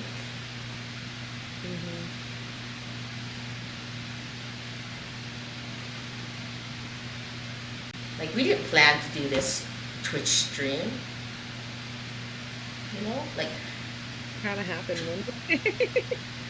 right? People just like how did this happen for you? As if you're gonna copy some sort of plan that we had. Life is not like that. So it's not like should she have gone to the doctor? Which doctor? Which one? Yeah, that kind of bothered me because I saw, a lot of people saying that, like, if she had just gone to get treatment, she would still be alive. And it's like, but at the end of the day, like, well, first off, the only thing guaranteed in life is death. So everyone's gonna die. You just don't know when or why or how or what's gonna happen. But we don't know that she could have gotten treatment and been gone sooner because her body might not have been able to handle the chemo. You never know. You never know. She could have gone to the wrong doctor or had to find 5 doctors and then maybe not have gotten the right treatment at all. There's so many things that could have happened. And she made the choice that was best for her in the moment. Right. Nobody else, nobody else had to live through it or... Yeah, these are people who are talking who haven't been through it, haven't been through these sorts of things. Because if you have, you just know that there's not a right answer. Right. You would know that. There's no one-size-fits-all solution for anything. Yeah, so don't put pearls before swine. No? People know what that means.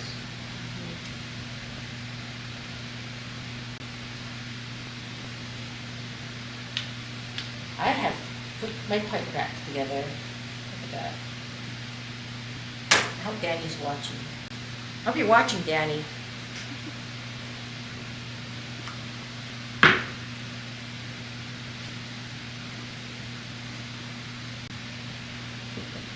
And that's how things start.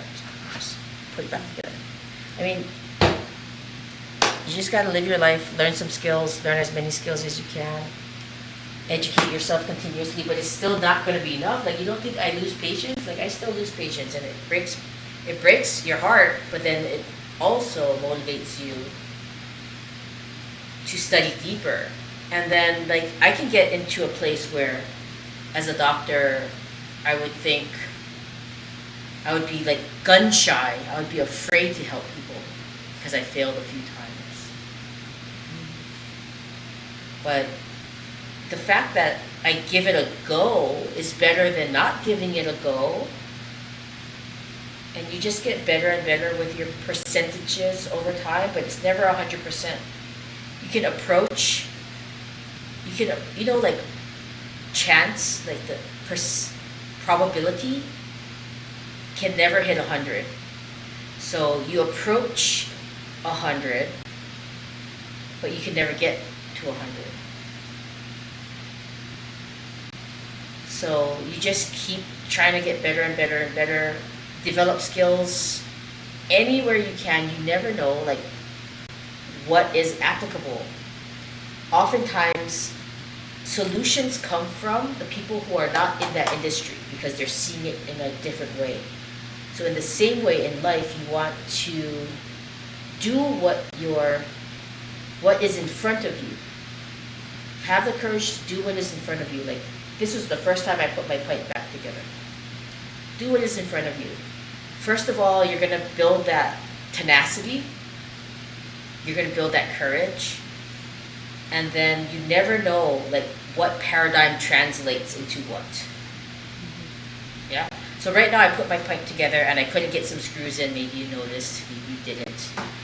But I remember my dad saying, don't screw it in tight all the way when you're putting stuff together. Screw it in loosely so you have like play. And health, in the same way I can translate that into health. Don't go so extreme, like taking only turmeric for like 5 years or only ashwagandha for 5 years. Like, pay attention to the whole thing. I gotta put this whole thing back together, just like a body. I gotta put the whole thing back together.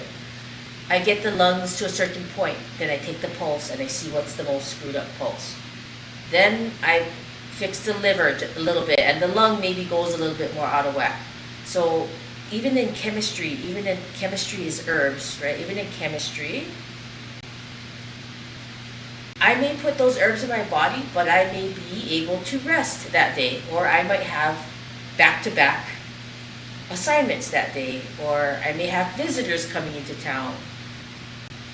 It's what I'm saying is life is a moving target. You cannot like put all your thought into she should have done this. You would have had to walk in her shoes, in where she was at. You don't know what's available to her or not available to her. She's popular, right? So she was like famous. So everybody and their mother is probably telling her like what she should do, and she could hit overwhelm. You ever been sick where people that love you are like they're all like giving you advice? Yeah. Yeah, I understand how that is. Uh-huh.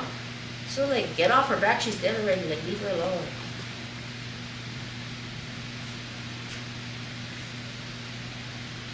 Oh, she was 50. Oh, she was born when I was born, 1973.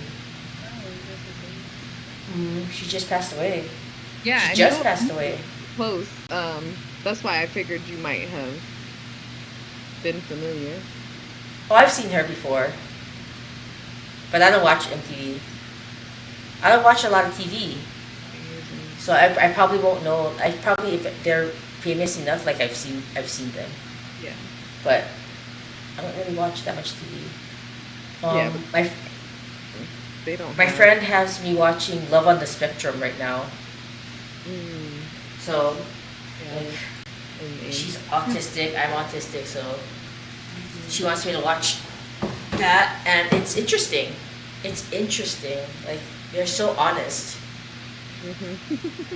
Yeah, I like it better than other like relationship kind of TV. It's like it's more innocent. It makes me feel less like the honesty, like the manipulation from like neurotypical shows makes me feel yucky. And I can see like it makes me want to throw up. But Love on the Spectrum, I only saw like 2 episodes, not yet. refreshing and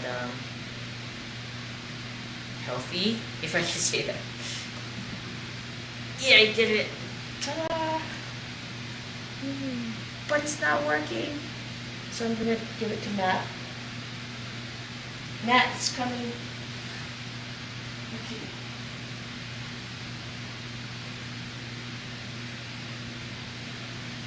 Thank God.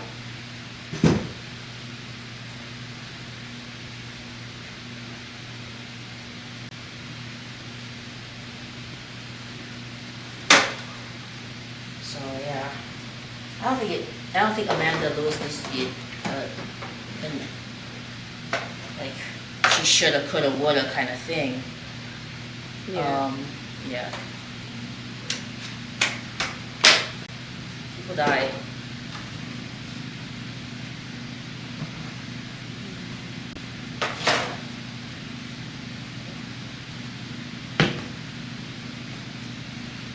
What are you gonna say? I wish she didn't die, and then you're gonna say, like, so when should she die?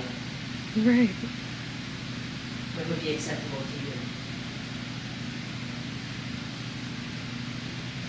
And then it's like I feel like people forget that like when you have cancer, even if you're in remission, it's never really like it's always I don't want to say like always part of you, always part of like like even if you die from something else, they're going to mention the fact that you had cancer. Yeah, they should know.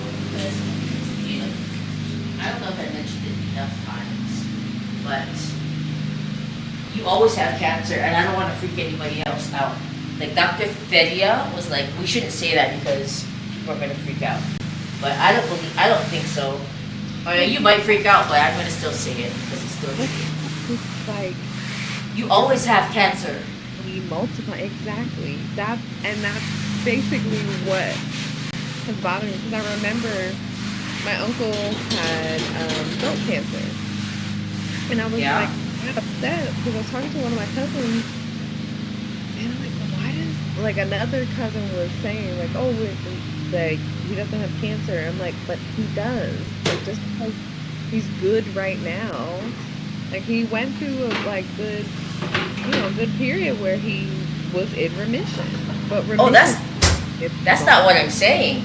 I'm saying every single living mammal on this planet, Oh, that was if your cells divide, you have cancer, period. Because they don't divide perfectly. And when they don't divide perfectly, that is a mutated cell. That is cancer. And your body's supposed to try to find those and stop them from multiplying. And for the most part, it does. But sometimes it doesn't. But you're going to find, if you test enough, you're going to find cancer 100% of the time in all bodies. Everybody already has it. So if you go get your mammograms more, you will definitely find breast cancer. Breast cancer didn't become more. We just tested more, so we just got more positive hits. People get breast cancer all the time and it goes away. right. But sometimes it doesn't, which made someone scared to test for it. You recover from breast cancer, you recover from cancers all the time because you already do with your natural killer cells. So Dr. Delia and I were kind of debating about whether or not we would talk about it. And she's a pediatrician, so for her, moms are already stressed out and they might freak out. So she wouldn't say it to a new mom. But hopefully there's no new moms here. But the fact is, everybody has cancer.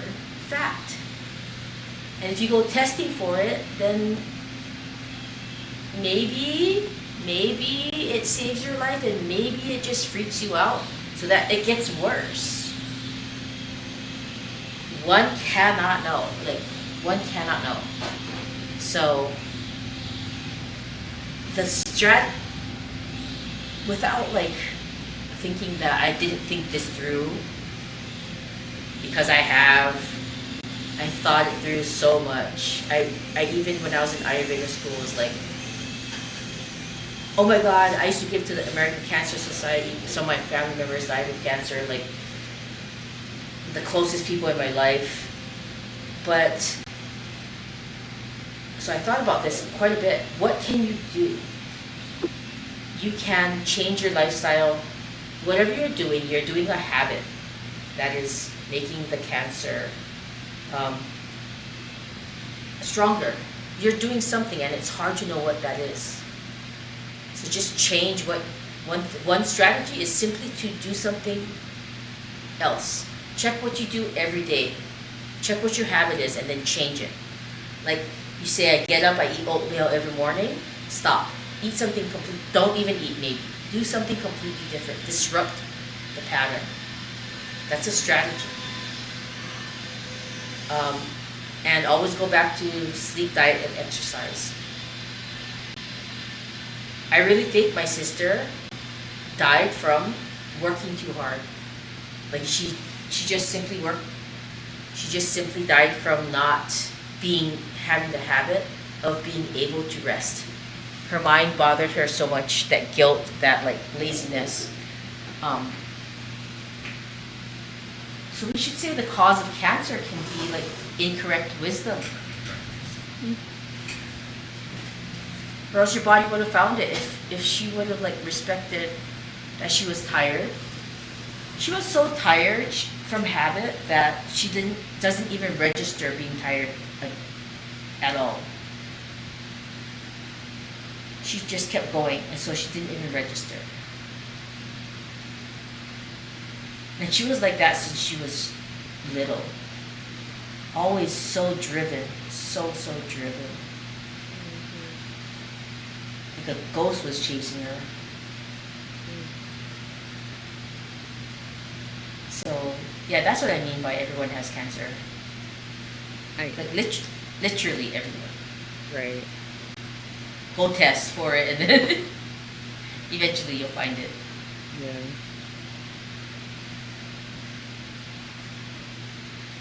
And then you'll do treatment and then the treatment could harm you.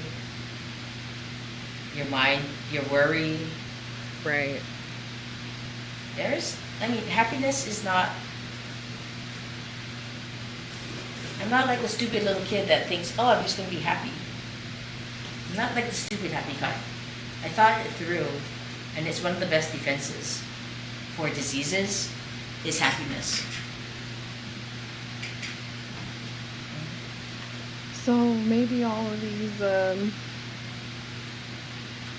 toxic positivity people do have an advantage. No, I don't know. I'm probably being. I don't know. What's toxic positivity? Just people who literally have to be positive about everything. I'm not saying in a dissociative or a avoidant way. No, I'm still, yeah. I get what you're saying, but that's like deer in headlights. Everything's good here. Like, yeah. Not everything isn't good here, but that everything can be like you can have problems and still have a good attitude. Mm-hmm. And that's what I'm talking about. Like not avoiding the reality in front of you, but not giving it more bullets than you need to. You don't need to make it worse. You can deal with it as it is. And it's not necessarily positive. You can just be realistic. Mm-hmm. But still realize, like, logically, if you are pleasant, then the people that are helping you will have more energy to help you. Mm-hmm. But if you're nasty, like, they're gonna get tired easier. Right. Just fact. They won't be able to be around you. They have to now. You're gonna push them to the point where they have to take care of themselves. But if you're fairly pleasant and not avoidant, but yeah, that's probably toxic positivity.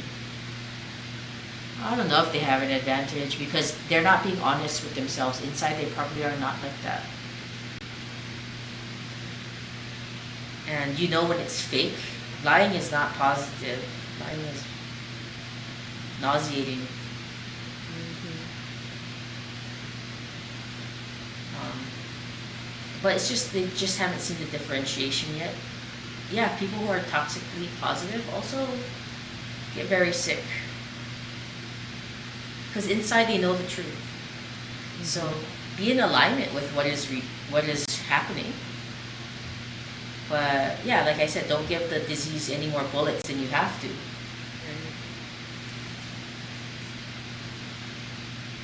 It's hard to have the right answer, isn't it? For mental health, right? What is the right answer? Right. There is Compassion, kindness, love, and equanimity. Seriously, I'm dead serious about it. It's not like a try to have a good attitude. Like kindness really heals, like true kindness, not fake kindness. Not the kind where like you're just acting kind. But if you really think about, I have a shirt underneath. If you really think about, I only put the black shirt on because I was doing something dirty. Fixing my one wheel. If you really think about how people have been kind to you, and you appreciate that, and you do that in their honor, in their memory, because you've seen kindness and you know how it made you feel, and you start becoming more empathetic to others, then it's not fake. It's not fake. Then you change it to, then you can actually wish for them to be happy. This is love. This is the definition, my definition, not mine. Buddhist definition of love is actually in integrity, wishing the other people to be happy. Oh my God, I wish you were happy. And then compassion is wanting them to stop suffering. It's harder because you have to look at suffering to develop compassion. But with that motivation, and then equanimity, not only some people, so it's not like I saw an autistic post which says, whenever somebody tells me they love me, I say, why? Yeah, because there should not be a why. This is equanimity. Equanimity should be, because it's the smart thing to do, it will bring the best results for everyone involved, including me. And not to treat everyone the same, like materialistically the same, but love everybody the same. Walk in their shoes, like we were talking about Ananda Lewis, right? Walk in her shoes first. And have that rule for everyone.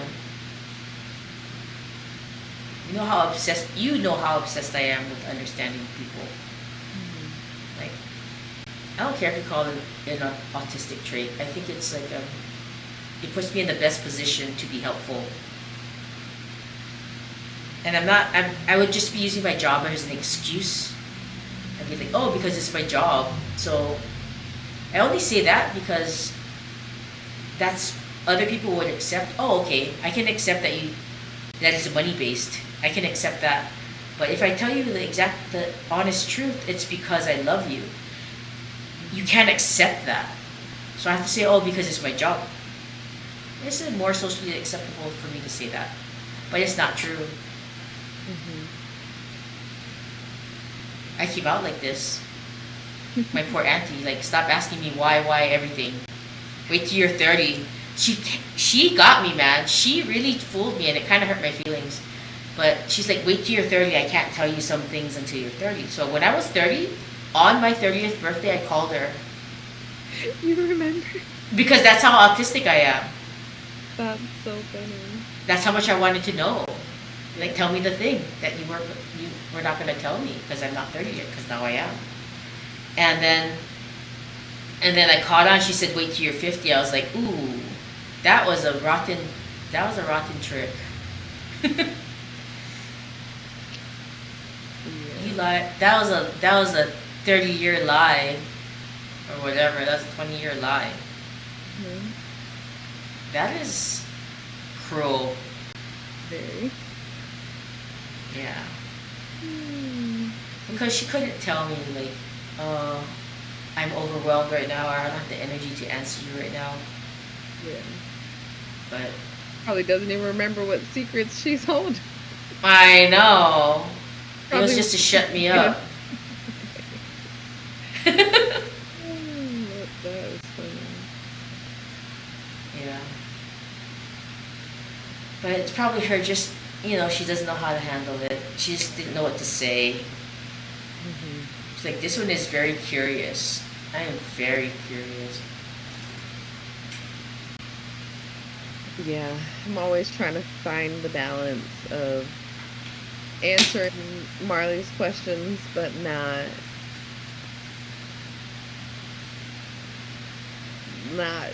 giving her answers that are too much for her age. Yeah. So you can you can like develop her core and maybe ask her, why do you want to know? It's important to know why you want to know. Yeah. Yeah, that definitely helps. Because then that also guides my answers. Exactly. Because a So lot of she'll say something and you're thinking like the extreme, like, oh my gosh, like like a perfect example is they're at that phase. They're always playing house. Like everything, no matter how it boils down, like they're always playing house. Like she said something about having a little sister or something like that. uh-oh. Like, oh, or having a baby in her belly one time. Like, well, what makes Oh. you sad? And why do you think that you have a baby in your belly? And Mhm. why do you think you have a sister? Who's your sister? What is a sister to you? Like, have you been around any babies? Like, do you have something that you need to be telling me? Or and then a lot of times I just find out she's talking about somebody else has a little sister and she's just fascinated by that, or Oh. she just thinks babies belong in bellies, and it's like, no, they're not just there all the time. So it's hilarious. Oh. See her interest? Hilarious. I thought that was fascinating too when my auntie was pregnant. It's like, oh, somebody's in there. My cousin Matthew was in there. Oh. That's cool. So what was she asking? I think she was just confused as to, like, you know, not, I guess I shouldn't say confused, but like with the sister thing, it was, I don't know. I don't know if she's trying to say she wanted a little sister, or, just that she was talking about the fact that some, like, her friends have Hmm. sisters or things like that. So, Is she talking about being lonely? um, I don't know. I think she's just making sense of relationships and how things work. Oh. Sometimes her statements and questions just are her figuring that out rather than Like, oh, it's fascinating. People have sisters like that. kind of, yeah. So she's saying one thing, but she's really just like, I just want to talk about sisters, and what does that mean? Mm-hmm. By the time we get to the end of it, it's it's usually evolved a lot, but it's just, it's usually sparked by something she's seen with her friends or has seen Yeah. it. So Yeah, it's a So what'd you tell her? Well, I was also trying to get to the bottom and make sure that she wasn't telling me about a sibling that I didn't know. Oh. So I had to explain to her that I didn't have any kids and things like that, any other Oh. kids other than her. And then I finally understood she wasn't talking about her dad. Okay, okay. Like, sometimes, like, when people have, Mm-hmm.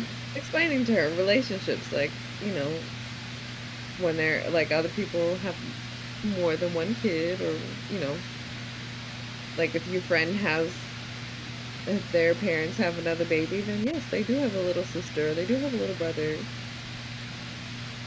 But the conclusion was that she would rather have a little sister than a little brother, even though Okay. that was not. I guess maybe that's what she was really trying to say, is that I want a sister and not a brother. Like, in case you have another baby. Oh, it's like random. Like you can't really Yeah, choose. I think it was just a thought. Like, Yeah. she does have friends. Like we were explaining, like one of her little like besties at school. She has a little sister. Take your chances. You like, if I get pregnant, it could be a little brother. Are you willing to? Are you willing to deal with that? Because you can't guarantee it. Well, we'll have that conversation when it's necessary. Oh. Don't need to But no, it was just, me explaining, like, with her friends and things like that. Like, Coco's your god sister. Like, that's because she's my goddaughter. Ah. Only when you have the same mommy and daddy are you brothers and sisters and things like that. So. Okay. Yeah, this stage is making for some very interesting conversations, because half the time it's all hypothetical. It's all just a made-up story. I never questioned that as a kid. Wow. Maybe because I came in as a younger sister, so I already knew what that was about. Yeah. I have one. Age was. My mom had this one video of us, like, playing in the tub, and I think I was probably around her age, like 4, almost 5. And my brother's 2 years younger than me. So I was just like, we need 3 in the tub. And my mom's like, oh, no, that's fine. Ah! We want another one. It's like, let's have a little sister this time. Like you're baking muffins. Can we get apple next time? And why was I in the tub talking about having a little sister? Meanwhile, I did end up having a little sister a few years too late for us to all be in the bath. Oh. Yeah. But I don't know, it just made sense to me in that moment. It was funny conversation, but I'm kind of having those same effects now. Oh. Having the same conversations, because, 4 is just like, but she just, I guess, has random thoughts, and they just really don't make any sense at all. Because she doesn't know what the hell she's doing. Like that, but it's just funny because it's just like you're learning and you have all these thoughts zooming through your brain and you're trying to figure everything out, and that's how it comes out sometimes. It just don't make sense. Just watch to see what she's attracted to. Yeah. Yes. Because I can tell you, I wanted nothing to do with babies since I was born. Like, I wanted nothing to do. I liked that my auntie had babies. Yeah. But I don't want another sister or brother or anything. I just wanted my mom to be. I wanted my sister to leave. Like, I just wanted my mom to myself. We have like another two too many. Like, can we give her away? Yeah. Can we get a dog? Asking for others. Would have been fine, but I don't know. And even with my brother, this is funny. completely unrelated story, but we were only 2 years apart. So at 2, like I had no concept. I'm just kind of like, what's this little thing here? Like, okay. And they always told me the story of how we first went to the hospital. And like, oh, this is your baby brother. And I looked like he was like a little doll, and he was like, oh, okay, that's nice. And I just like threw him down on the bed and got up.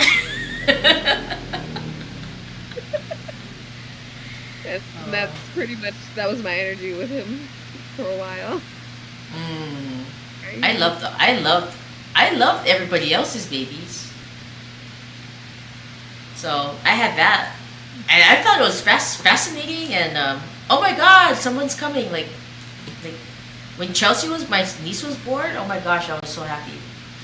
Yeah. I just know that it's not coming out of my body, but I was so happy.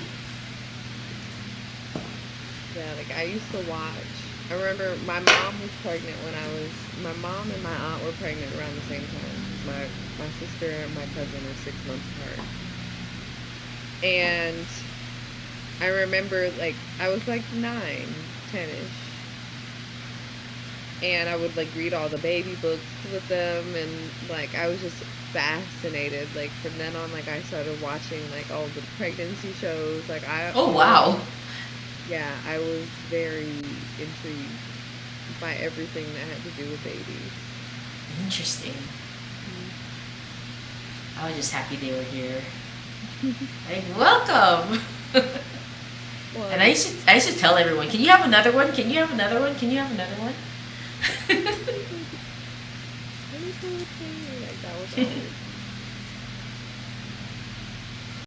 But never from my own. Never I wanted any of my own. Never. I used to think I wanted 5 kids. Mm-hmm. And I don't know why. Then I moved out here and lived with my aunt who had 5 kids. What? It took me a while to even have one. Oh. it made me reconsider. Oh. Yeah. All the time. You need a lot of people to help. Like, you need a lot of people to help with all the things. But now that we're older, like, I think it was worth it. Like, all of the cousins we're still pretty close. You know, we had a great time together as kids, but we had a lot of adults helping. Like, no one was like one of those abandoning adults. Yeah. And I think it's great to grow. I think it was a great experience for me to grow up with a lot of cousins. Mm-hmm. It's not always the case, I know, because I know a lot of families. Like, it depends on the leadership, I would think. Like, it depends on the adults that are involved too. But it can work. Like, I think if you wanted 5 kids and you had enough like support, you'd be good. No, I'm good. Wow, you'd be a good mom. Like, you're a good mom. Yeah, but like not. You should have lots. No. Oh, okay. Capacity anymore. Okay. You gotta do it younger, huh? Not even that. When you have the energy. I mean, like, my niece has 3 kids.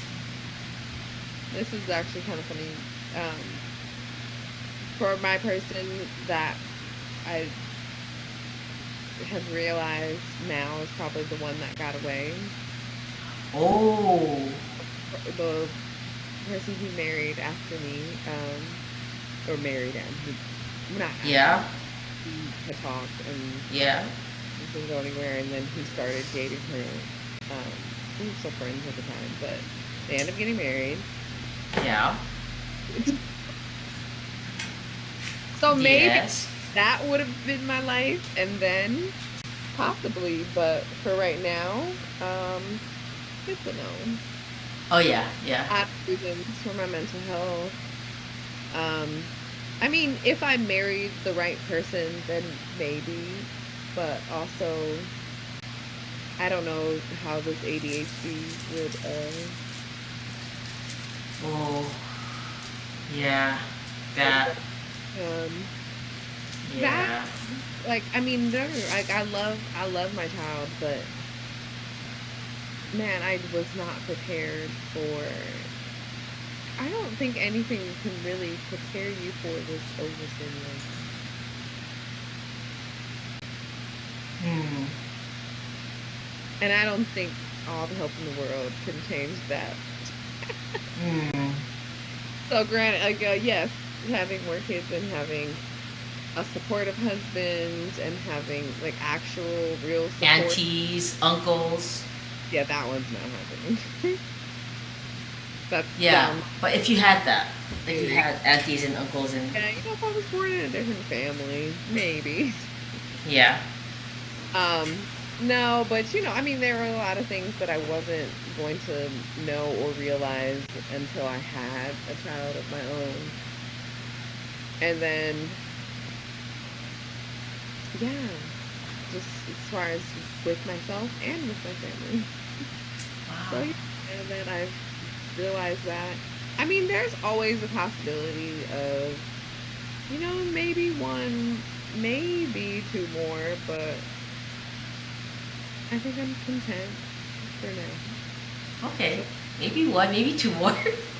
if it does, that will be great. And I hope by then I'm actually married. And because otherwise, no. Hmm. And I Yeah. think that's another reason why I'm very like, no, I don't think, like, I'm definitely not having five. Like, that's way too much. Unless I just have like triplets or quadruplets or something. Or But your partner came with a couple. yeah. Yeah. Now that would probably be the only way that I'd get to five, Hmm. where you at least have one or two, and then you do have one. We'll have Hmm. one or two. But honestly, like I haven't really been sold on the idea of marriage as much anymore. So that's the other reason. Like, if I'm gonna be a single mom, one enough. Two, no way in Not. hell. Oh, so you said for you to have like two or three, you have to be married, right? But then now, not now, but and then you also feel that you're not sold on the idea of marriage. What? Yeah. Like, in what way? Like, you don't think that? What do you mean? Like a part? What do you mean? Like a partnership? I just don't know if like that's the ideal for me, just in general.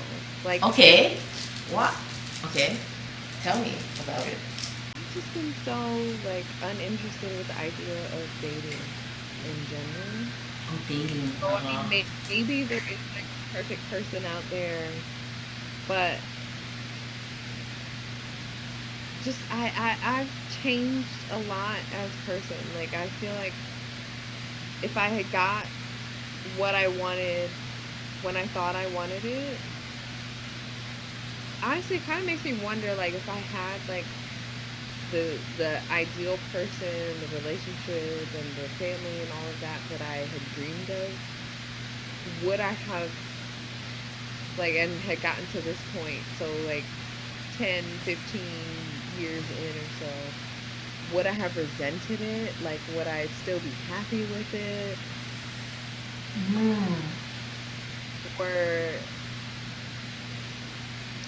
like the space that I'm in now, I don't like a relationship just hasn't been a priority for a while for a lot of reasons. I don't I'm not enthusiastic about sharing my space anymore. I don't really want to change certain habits that might not mesh well with others. Mhm. Just there's some things like I'm just in a space where like I don't want to. Maybe the biggest thing is I don't really feel in a space to compromise right now. And there's Oh. nothing saying might not change, but I don't want to compromise. Like I feel like I've made so many exceptions for people, and that's like all relationships, and friendships, with Mm. family, with Mm. romantic relationships, that like I just don't want to compromise. So if I met the right person where, and not to say like I couldn't compromise, or I feel like I've compromised and it's always bit me in the ass in the long run. And it Mm. came from other goals and dreams and things that I wanted to accomplish. So I'd rather focus on that than the relationship. Now, if someone is able to meet me and understand that and we want the same things or we're on the same trajectory, then that could work. But otherwise, like it just wasn't my priority. And I hear you. change, maybe once I, have. I also, my other thing is that I have to achieve a certain level of stability for myself. Because if I don't, then I'm making compromises that aren't always in my best interest. So I feel like if I had a certain level, like if I had that base level of security for myself, I'm not going to take away from that. So I can only meet someone who adds to it rather than shifts me from that. So, Mhm. Mhm. I hear you. 100%. Yeah. I'm with you there. I wish that for you too. Um, yeah, me too. yeah, I know. So my uncle was like, "Do you have a roommate?" Because I think he asked me if I have a roommate because he's coming to visit.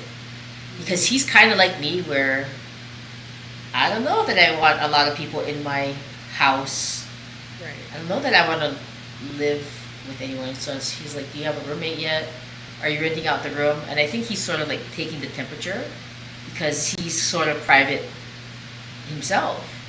Like I think I could live with him, and there are very few people I can live with because Right. we're pretty much both like to ourselves. It's nice that he feeds me, I guess, but for the most part, if he goes out with his friends and or I go out with my friends, like we don't care at all. We don't have to. He's not here to spend time with me. Honestly don't know why he would be here. I don't know why he's coming up in October. Mm-hmm. Out of maybe to golf with his friend. I don't know, just to keep relationships going. But when we come home, he's in his room. He's not being antisocial. I'm wherever I am in the living room, in my room, whatever, not being antisocial at all. But so I get it, like not wanting anyone in your space. And that's why I don't have a roommate. Like I could probably put an ad out, probably could rent out 2 rooms, but like my mental health is more important than the extra income. Mm-hmm. It has to be the right one. Like I always had this mantra, the right one or no one. Because I grew up in a house where like my sister and I we didn't get along and I had to live there. I was counting the days till I could get out of there. Like when you're going to college and you're going to college and you're still at home. Why aren't you gone? And then I went to college and I was like, thank God. I don't want to live with anyone. Mm-hmm. It's too much. I My childhood is still too much for me. I'm good. yeah. You gotta be really quiet, really, really quiet. The roommates I have in LA right now, like Dominique came and she came as an emergency. Like she needed a place to live and it was supposed to be only temporary. But she's pretty to herself and she's pretty quiet. So, well, no, she's not pretty quiet. She yells from time to time, which bothers me. But whatever, I'm not even there now. And then Nigel knows he used to do silent retreats at my house, and I said, like, when you're there, the one rule is pretend I'm not there. Like, don't come to my room, don't knock on my door, like, don't talk to me. Mm-hmm. We're not being social, you just live here. Like that. Like, don't even. So, like, there's the good mornings and the good nights, but that's it. I could live with that.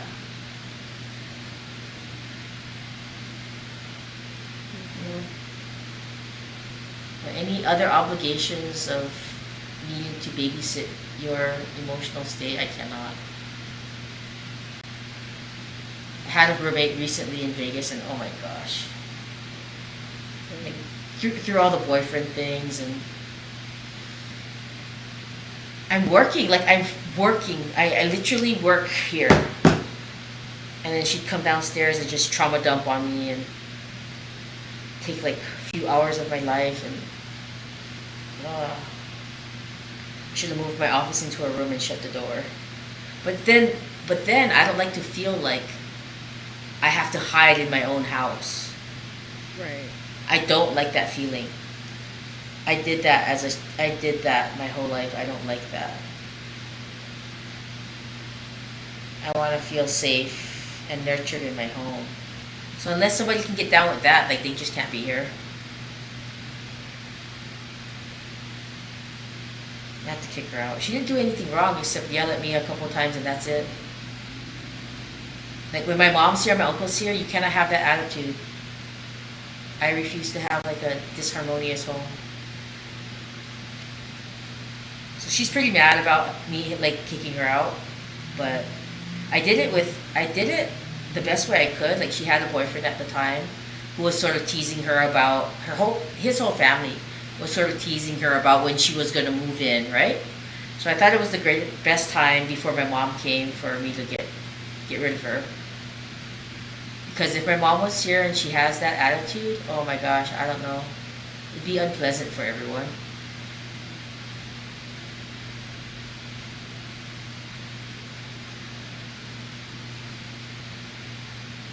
But I don't have any animosity. Like, if I met her like randomly on the street, I'd still like her, but I think she's mad. I think she's pissed off. And she wasn't even paying rent yet, so you can, you know. Acting crazy before you paid rent? Yep. Like I gave her like her roommate was, well, first of all, she wrecked her car completely. And then her roommate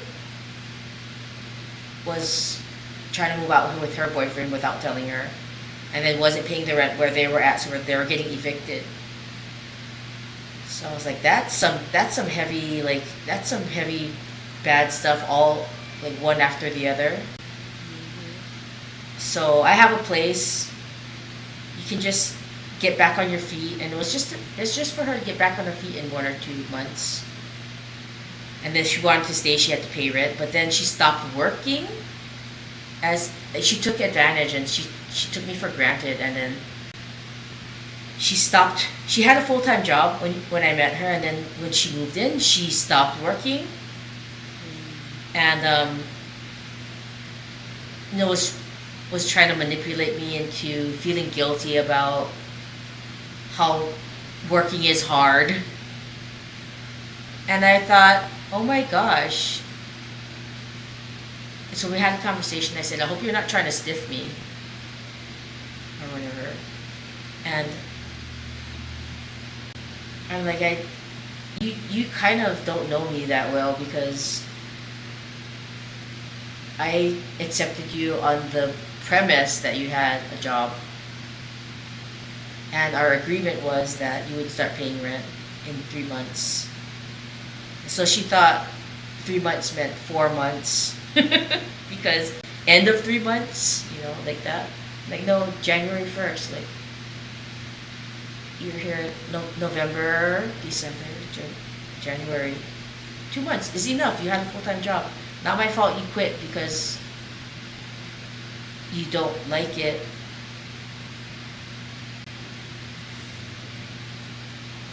So it was good timing. Like I always look for a good exit if I'm gonna exit. I don't really try to force anything. But it was good timing. Well, anyway, like I'm very careful. She wasn't supposed to be my roommate. It was just, and she was very nice when I met her. Like I thought, like when we met, we were hanging out and with a bunch of people, and the people were getting involved in like politics, and they were arguing. And she and I were the only two that were not involved in that, and just trying to have like a good time. So I thought, oh, emotionally regulated, has her stuff together, and she is a very nice person, and she's very professional with her work and all. But I guess when people feel safe with you, then she thought that she could like be bossy to me in my own home, or like demand things, and I don't know where that came from, and it was quite surprising. We talked about it the first time, and then she did it again, so I thought it was a habit, and then she tried to do it a third time, and then I just kind of like walked away. But I was thinking, man, if she pulls this with my mom here, I don't need my mom to go through this. So the opportunity came up, so I kicked her out. It's one thing for people to go through these types of things with you, but it's another for them to act a certain way with your mom. Yeah. I had an issue Oh. with my roommate in college. Uh-huh. We lived together for 2 years. Uh-huh. And I mean, I understand that there was like tension, but I always communicate with people when I didn't have money for things. Mm-hmm. And there were a lot of other factors, but on both sides. But towards the end, we weren't really talking, and my mom came in town for my graduation, and she didn't have a key, and I told her that my mom needed to get in the house, and I told her I was leaving the door unlocked. She got home before I did, and my mom got to the house, and the door was locked. And then on top of that, when she came in to stay there, she didn't the roommate didn't speak to her, didn't nothing. So it's like, you got my mother locked out of the house, and you're being rude? Like, girl. Mm-mm. I don't care what your was with me. My mother didn't do nothing to you. Like, Yeah, yep. And we didn't even have an issue. It's just we didn't have it. I don't think she meant to be like that, but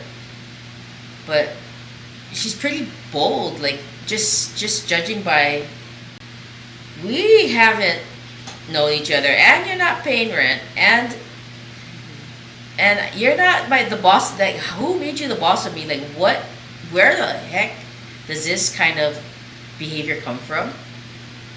So it's just red flag. Like, there must be something deeper here, and I don't want to find out what.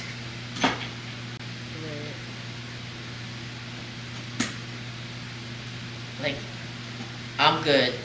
You can go now. But yeah, she's probably still angry about it. yeah.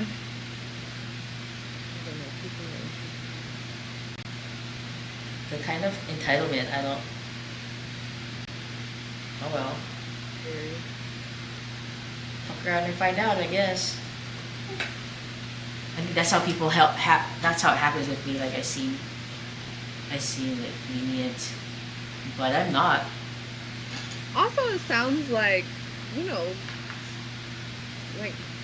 I mean, someone basically. What was that word I was about to say? But she just knew to put on the mask to get what she wanted. Yep. Which, because, I mean, you're right, because if she didn't have a problem with you, like, there's no reason, like, that's just her having I mean, pretty much just taking the mask off. Yeah. Yeah. do a different type of way, and then you know, then that in turn, you know, she probably didn't even realize that she's like that. I don't know. I don't know how to explain Probably it. not. Probably not. Probably not. But it still doesn't belong in one's house. Right. Like my house is so sacred. And I guess that's the other thing, because people get comfortable at home too. So she Mm. call in and like, oh, now I can finally let my hair down and be free, and that's not the version Mm-mm. expecting. Mm-mm. That's not gonna work. Yep. Like I don't think people realize how much my home is my temple. It's where I come to heal. They talk about coming full circle now to like the healing and cancer and stuff. Like who you live with can, you know, in astrology, right? You can put a chart on a chart. Who you live with can affect your health. I have zero doubt about that. It could be killing you to live with the wrong people. Like it's not a matter of going to the doctor. Who did Ananda Lewis live with? I don't know. I know she had a friend. Yeah, I think she had a good friend. What was her personal? You know, behind closed doors could be anything. So if you're not happy, the more people I treat, the more patients I have. You know, like it takes a while sometimes to get to the root of it, and sometimes it's sleep, sometimes it's diet, sometimes it's exercise, but a lot of times it's, I mean, on top, what's preventing you from like dieting right properly? Oh, I live with my family won't, my family will complain. So a lot of complaints I get is usually it's the mother who cooks, right? And she's trying to get healthy. So I have her try to cook certain ways, but she's like, oh, my family won't eat that. So I'm like, why don't they eat what they want to eat and you eat something that will make you healthy? Oh, because I cook for everyone. Okay, I respect your position, but you're sick right now, like really sick right now. And then to see like the family come in and give the face of, you're not going to change our diet, are you? And the mom is sick. Like the person who's holding this family together is going to die if you don't take care of her. And them not caring, that dynamic I've seen many times, and I think it leads to sickness because deep down inside, well, not deep down inside, but some people disclose to me that they can't wait to die. So they don't really have the fight to get better because they don't see a way out of this situation because they live with these people. These people are their family, and they feel stuck. And the only way out is to die.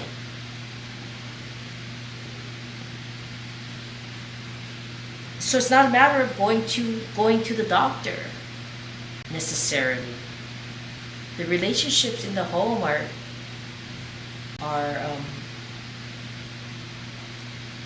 directly affect so many aspects of your health. Like cancer is like the sign for physical health.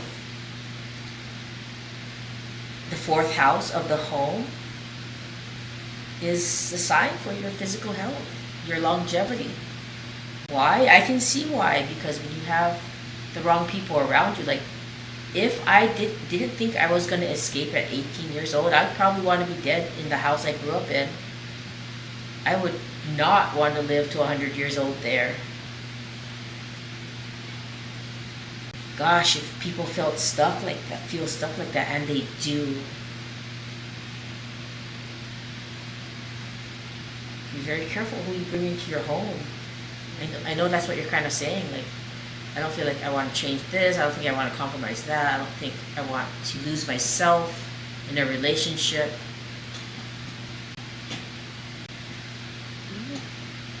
basically it.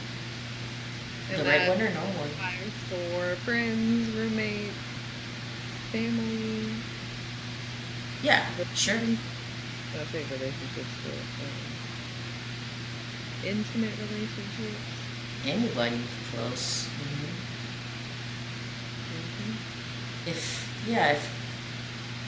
If you being in my life is going to harm me, then no. And the opposite is also true. You can have great relationships that enhance your life. I have a few of those. They don't live with me, but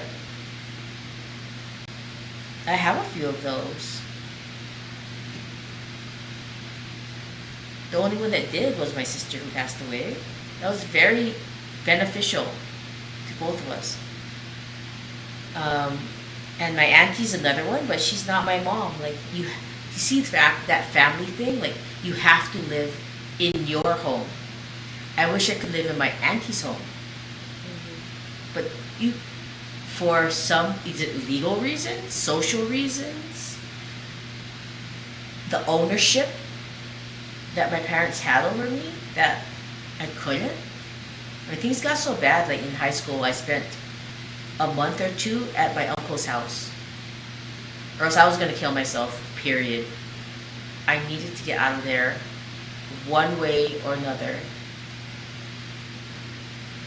So finally, I lived at my uncle's house for like 2 months in high school. Saved my life, I promise you.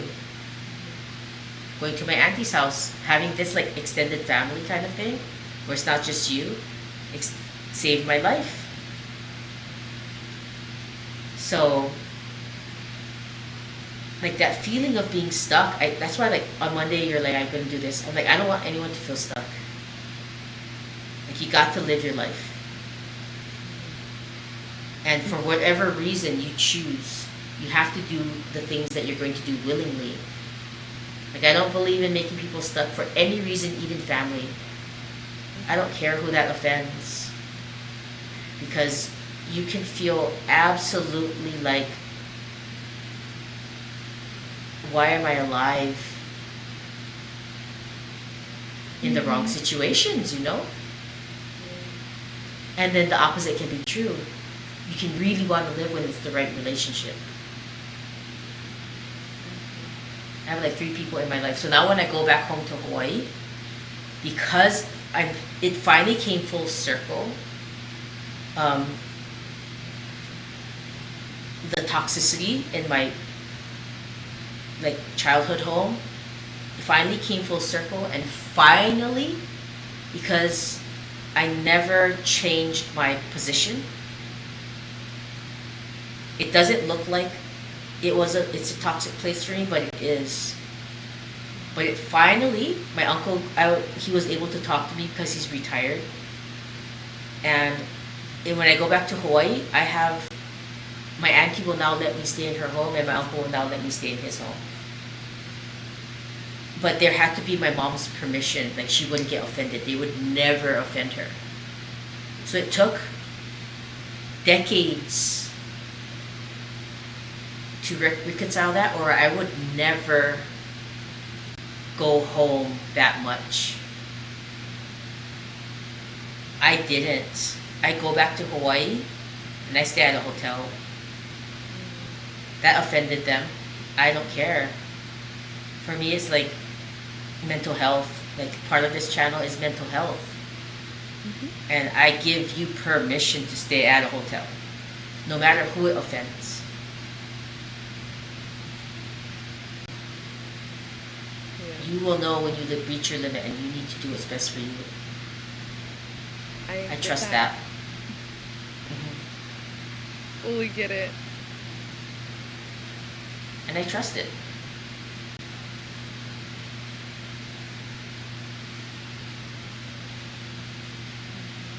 Don't mess with people's mental health.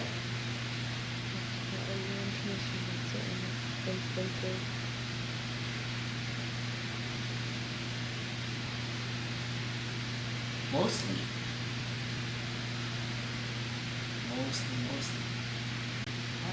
Wow, we have 6 viewers. Mhm. Welcome. Follow. Let me see who's here. If I can. I don't really know if I can. Huh? I don't think we've gotten the 50 followers yet. No, because the things I went to, I thought like I would be able to, but it was like this loud clubbing thing where it was like this DJ party and it was too loud for people to talk to each other. So not there. And then I went to 2 things, but I don't remember what the second one was. I thought I would for sure have 50, but what's today? Wednesday? Yeah, come on, Nigel, get another one. Like when you meet people, whatever. Get them on the Instagram first, or like a 20-minute treatment. We'll get 50. There's gonna be somebody that will want a treatment for an Amazon Prime subscription.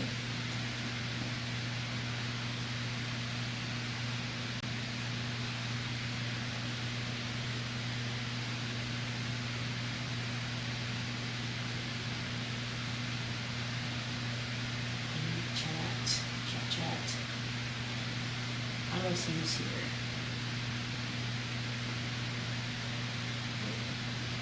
Anyway, I don't know. I don't know how to do that. Yeah, I should know how. Like I've been on Twitch so long, but it's almost like where is it? It's not an obvious button, and I always find it on accident. There it is. It's the burger menu to the right.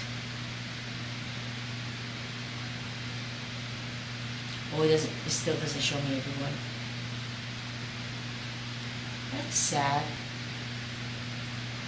So obviously people should chat in here.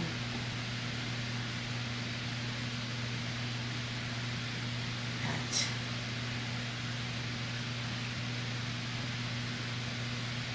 How do you pick users? You cannot. Alright, so we touched on, well, I fixed my one wheel, or I put it together. We touched on I'm looking at our hashtags. Ayurveda, we touched on ADHD. We talked about, did we talk about trans, LGBTQ today? No. Japanese, holistic medicine, meditation, mental health we touched on, natural remedies. Yeah, total natural remedies. Using color therapy today.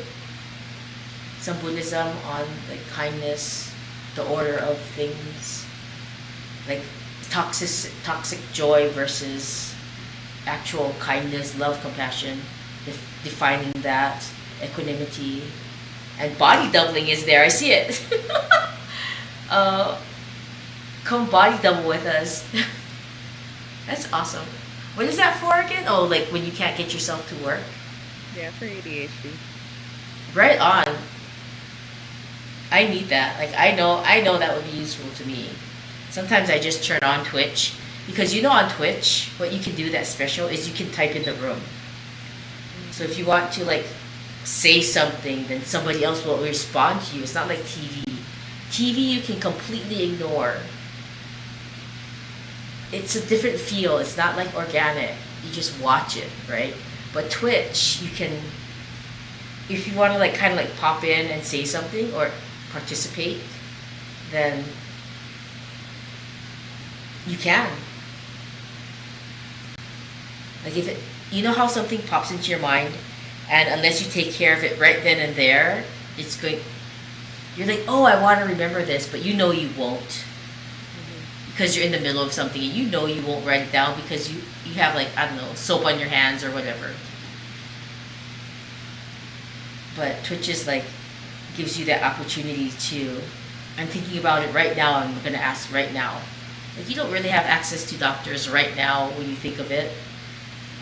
So hopefully people catch on to that benefit, or we just keep brainstorming about what the benefit is, because there's something here.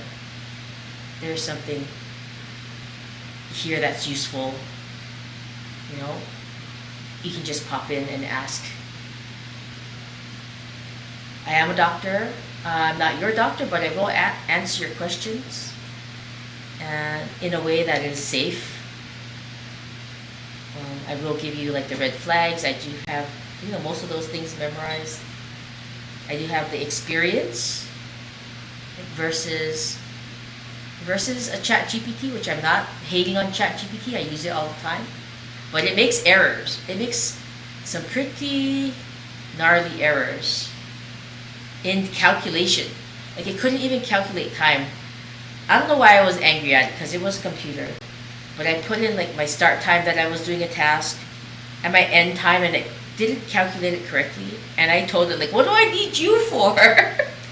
Why can't you just calculate time? Like what's your, and it's like, oh, you're so right to feel that way. I'm like, don't sugarcoat me. Like I'm like, what are you for?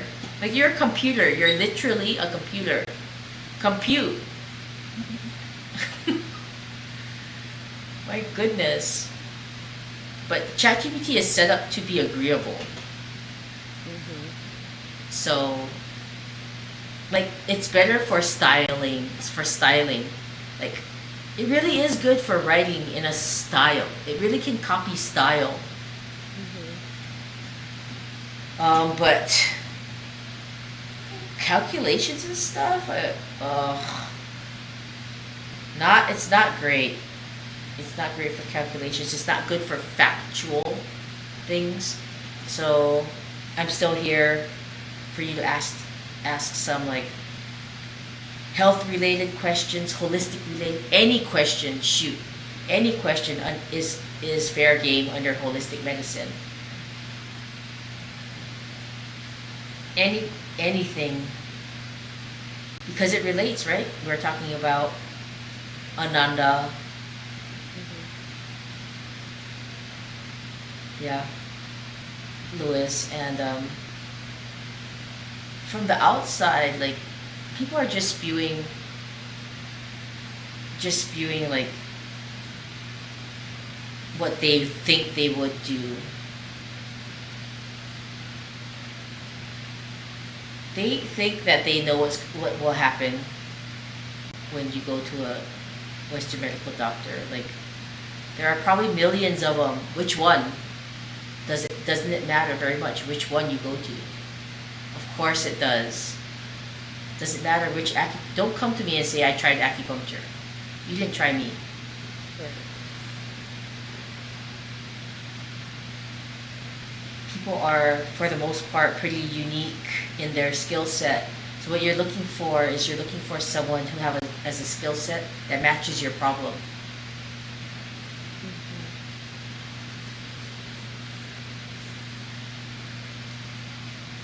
Hitting about that 3-hour mark now. It's a good time to wind it up. So I can talk to you